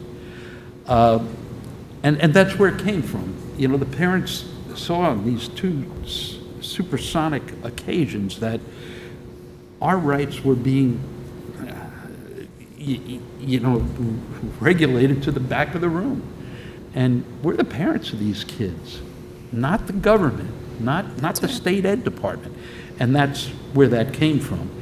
And there's a lot of that I support. I agree with many of the stands that they've taken. Not all of them, because I agree, Helen, some of it is Where does it politically stop? motivated. Yeah. And that troubles me. The politics got to stay out of it. Mm-hmm. You know, it's strictly a parent-child education issue, end of story. But Barbara, I just would be curious if you could just watch how this evolves. Okay. I'm really, Yeah. can we listen in on this? Sure, sure. Because when they. You have 6 hours, you want to listen? Don't come in till like maybe hour 4. It takes Yeah. that long, huh? Yeah, I bet. I want to support what Sam said with number 47. As a parent of 3 young children, after living through the pandemic with all of them, I feel very passionately that this is very appropriate. Just so that it is in writing that parents are the parents of the children. Yeah, I agree with that. I think it needs to be said because I'm not necessarily about here, but I think there are some places that do not necessarily believe that. And I like the way that this is worded and that the legislation must protect the parents' right to make decisions for their children in addition to opt their children out of any non-academic instruction that they are morally or religiously object to. I think that non-academic piece is really important because if, as a parent, I didn't agree with the way that the school district was educating my child, then I would take my child out and put them in private school. that wouldn't be the conversation that I would be having. It would be about those non-academic activities. Perfect example, my family does not celebrate Halloween. So when there's a Halloween activity at school, my son does not participate. My daughter does not participate, my little one will not either. It's the belief of our family, and I enjoy the fact, and I am grateful for the fact that the school district respects our beliefs in that area. And so I do agree with you that the lines get very blurry about what that constitutes as parental rights and beliefs and things like that, but I do think that this needs to be said in the day in which we live. I'm really curious to hear how the arguments go on that, one way or the other. Okay. Yeah. Thank you. I'll report back. Okay, Dr. Luft, it's your turn, finally. I'll be quick, I promise. Good evening, everyone. So I wanted to share that as a member of the Section 1 Executive Council for Athletics, Executive Committee for Athletics, I might have missed a meeting at some point because I found myself being nominated and elected as the Section 1 Superintendent Rep for the Central Council of the New York State Public High School Athletic Association. there you go. So I am now a voting member of the state organization and carry forward Section 1's wishes for statewide votes related to athletics. So that was something that just happened earlier this week or last week. Our middle school had its back to school night. We had our first meeting of our DEI committee today. We recapped last year and started our goal setting process for this year. I had the ability to attend the Putnam Valley Town Day, which is always quite the festivities. In full disclosure, I was volunteering at one of the tents for my son's baseball team. But it was nice to see all the families and students out and about in a casual setting. I managed to avoid the dunk tank despite promises of how much money they would be able to fundraise if I was in the dunk tank. But, thankfully, that didn't happen. Eric Gross came and visited us to film our first episode of Inside Putnam Valley Schools for this year, and we were able to introduce both Carly Roby, the new assistant principal at the elementary school, and Paul Sillo, who is the new SPO at the middle school. So welcome to them both, and if you want to check out the first edition of Inside Putnam Valley Schools, they're the stars of the show, not me. We had our chief school administrators and Lower Hudson Council school superintendents meetings. There was a lot of conversation about substantial equivalency, which I could not be more thankful that we are not part of. Thankfully, we don't have any religious or private schools here within our school limits, so we are not subject to that. I think some of the schools over across the river have hundreds of schools in which now the public school district is responsible for signing off on the fact that they are providing equivalent education. And there was a lot of conversation about lining up our professional learning opportunities for the year. Our middle school, high school held their flu vaccine clinic on Wednesday. The elementary school one is scheduled for Friday. I had the opportunity to participate in the lockdown at the elementary school with members of both the Putnam County Sheriff's Department as well as state troopers.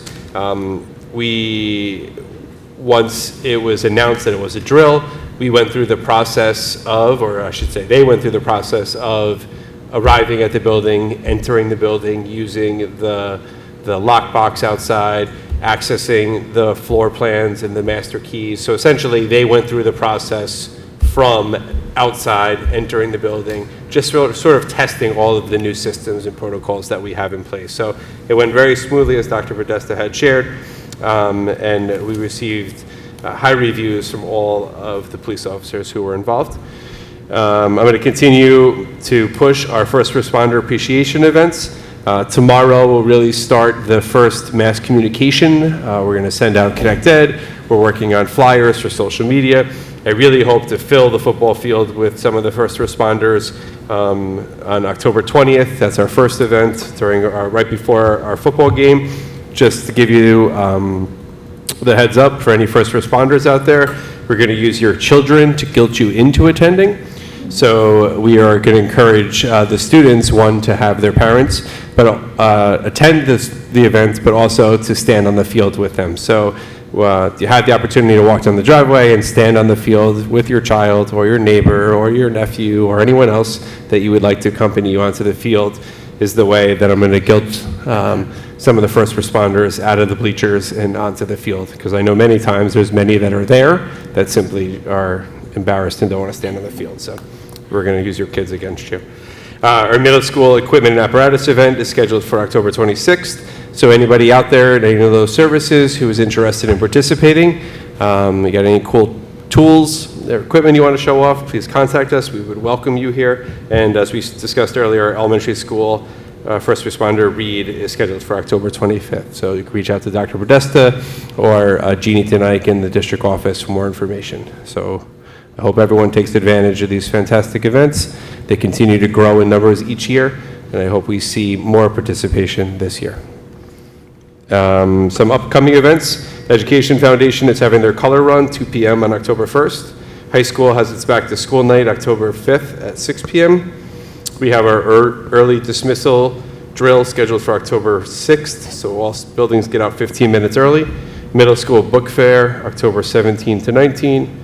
High school financial aid night, October 18th at 6 p.m. High school principal listening hour is October 24th at 6 p.m. And then our first responder events. That's it. Thank you. Two things, Dr. Love. The color competition, is that still being held at the high school? Yes. Do you know when that would be? No. I can find out though for you. Is it You know the date? October 27th. So Spirit Week is that week, and that Friday is the October 25th? 27th. Now, is that our homecoming game also? That I don't know. I wonder, usually they do it around the same time. Everybody looks around the room. I saw Dave Kinchowitz earlier. I was hoping he was here. Deputy Goodman, your final decision is? Homecoming's on the 13th. Homecoming's on the 13th. See? On the 13th, thank you. Okay. You knew the answer. And the other thing, our student reps, have they chosen them yet? I missed them. They were I did reach out to Mr. Scampoli. They hadn't had their meeting yet before the last meeting, so I'll have to follow up with him now. But they were waiting to have their first meeting of the year to elect those student reps. So I will follow up with him tomorrow and find out where we are. It's a great addition to the board. For sure. Yeah. Thank you. Okay. All right, new business. Resolution 1, please. Resolved on the recommendation of the superintendent of schools to appoint Jessica Denike to a 4-year probationary term as a teaching assistant commencing on October 2nd, 2023, and terminating on October 1st, 2027 in the teaching assistant 10-year area on step 1 of the CSEA salary schedule, prorated and in accordance with PBCSD policy 9250. Ms. Denike holds teaching assistant level 1 certification. Second. Questions or comments? That's going to be jdenike2 at pbcsd.org. I cannot imagine how many emails this poor girl's going to receive. All in favor? Aye. Opposed? Abstentions? The resolution passes. Number 2, please. Resolved on the recommendation of the superintendent of schools to appoint Freddie Vargas to a probationary appointment as bus driver effective October 9th, 2023, with a probationary period of 52 weeks, October 8th, 2024, in the Transportation Department on step 11 of the CSEA salary schedule. Second. Questions or comments? I'm glad we found a bus driver. 1 down, 30 to go. All in favor? Aye. Aye. Opposed? Abstentions? The resolution passes. Number 3, please. Resolved on the recommendation of the superintendent of schools to accept the resignation of elementary school music teacher Madeline Calhoun from the district for the purpose of retirement effective the close of business on June 30th of 2024 as per document 69/24 attached to the agenda and official minutes of this meeting. Second. Questions or comments? Just that, boy, that's going to be a tough Big position hole. to fill. Yeah. She is so awesome, really. Going to be missed very much.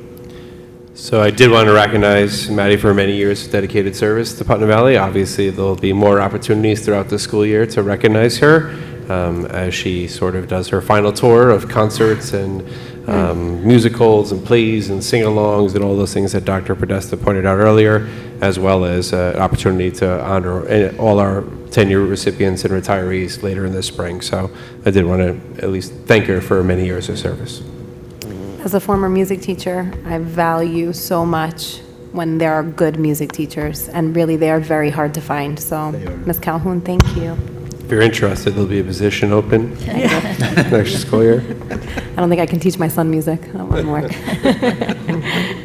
All in favor? Aye. Opposed? Abstentions? The resolution passes. Number 4, please. Resolved to accept the fiscal year ending June 2023 external audit report and the corrective action plan as presented to the board at this meeting, including extra classroom activity funds completed by PFK O'Connor Davies, the independent auditor for the district, and the district response, corrective action plan management, and representation letters for the fiscal year ending June 2023 as per document number 67-24 and document number 71-24 attached to the agenda and official minutes of this meeting.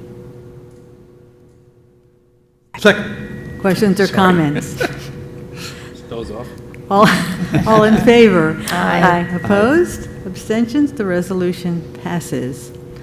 Okay, upcoming topics and presentations. So our next meeting is scheduled for Thursday, October 12th. We'll have our middle school opening of schools report, and that'll include an update on the progress through the middle years program and our athletics update. The second meeting in October is Tuesday, October 24th. We have the high school opening of schools report scheduled, and we're looking to at least cover some of the CTE programs through that presentation as well. And on Thursday, November 16th, we're buildings and grounds and technology updates. Okay. Anything else? Board comments? Anything to say? Public comment? Huh? Public comment? Oh, public comment. I'm sorry. Anybody in the public want to comment? The two of you? Okay. All right, board comments. No, we're good. We had a lot to say. I would like to say that at the last meeting, 4 questions were left with the board, so I'd like to address them. The first question was about Dr. Luff's salary. The statement contained inaccurate salary information as the amount stated was incorrect. His contract reflects the respect we have for the work he's done in support of our students and staff, and his leadership and dedication in the school district and the community in the past and going forward. The second question was about his contract being rushed. In February, we began the discussion on changing one portion of his contract. You can find that discussion during the board meeting of April 13th on the pvcsd.org website. We had subsequent discussions and amended his contract in August. To hear my explanation for the finalization of the August changes, feel free to watch the August 22nd board meeting, which is on our website. It's always our intent to be 100% transparent. We post all meetings, curriculum, letters to parents, letters to community, building updates, district updates, and any other information we can. Information is available, and we encourage the community to seek out that information regularly. The last point was not so much a question as a statement that we should show and teach all true professions. I know that all those professions mentioned have been part of our books, lessons, classroom discussions, assemblies, and more. I am confident that the students are exposed to even more professions. I'm not sure what or how your community group feels we should do, how we should do this better, but I welcome your input. So I just didn't want to leave those questions out there unanswered. I also am going to send board members a survey. It's an advocacy survey about things we should be thinking about what do you think is important. There are 77 districts that get this survey. So far, it's been a banner year. They have 49 responses. That's every superintendent and every board member of 77 districts. 49. And they have 49 responses. I would like at least 6 responses from Putnam Valley. I responded, I'm one of the 49. Oh, okay. Where's it coming? Are you sending it to us? I'll or- send it to you. Okay, good. It was sent to you once, but I'll send it. We have emails on it, I think. I didn't But I'll know. send it to you again so everybody gets it. It only it really is short. It'll only take a minute. I really would appreciate it. Yeah, If sure. you'd fill it out. Because we do this advocacy work, but we don't like to do it in a vacuum. We really like to hear, and people are, have different feelings one way or the other, and if we don't know what they are, it's hard to advocate. Good point. Okay, anything else? All right, I'd like a motion to convene an executive session for one matter of the employment history of one particular person and one matter of current litigation. Second. All in favor? Aye. There will be no business conducted afterwards. Thank you and good night.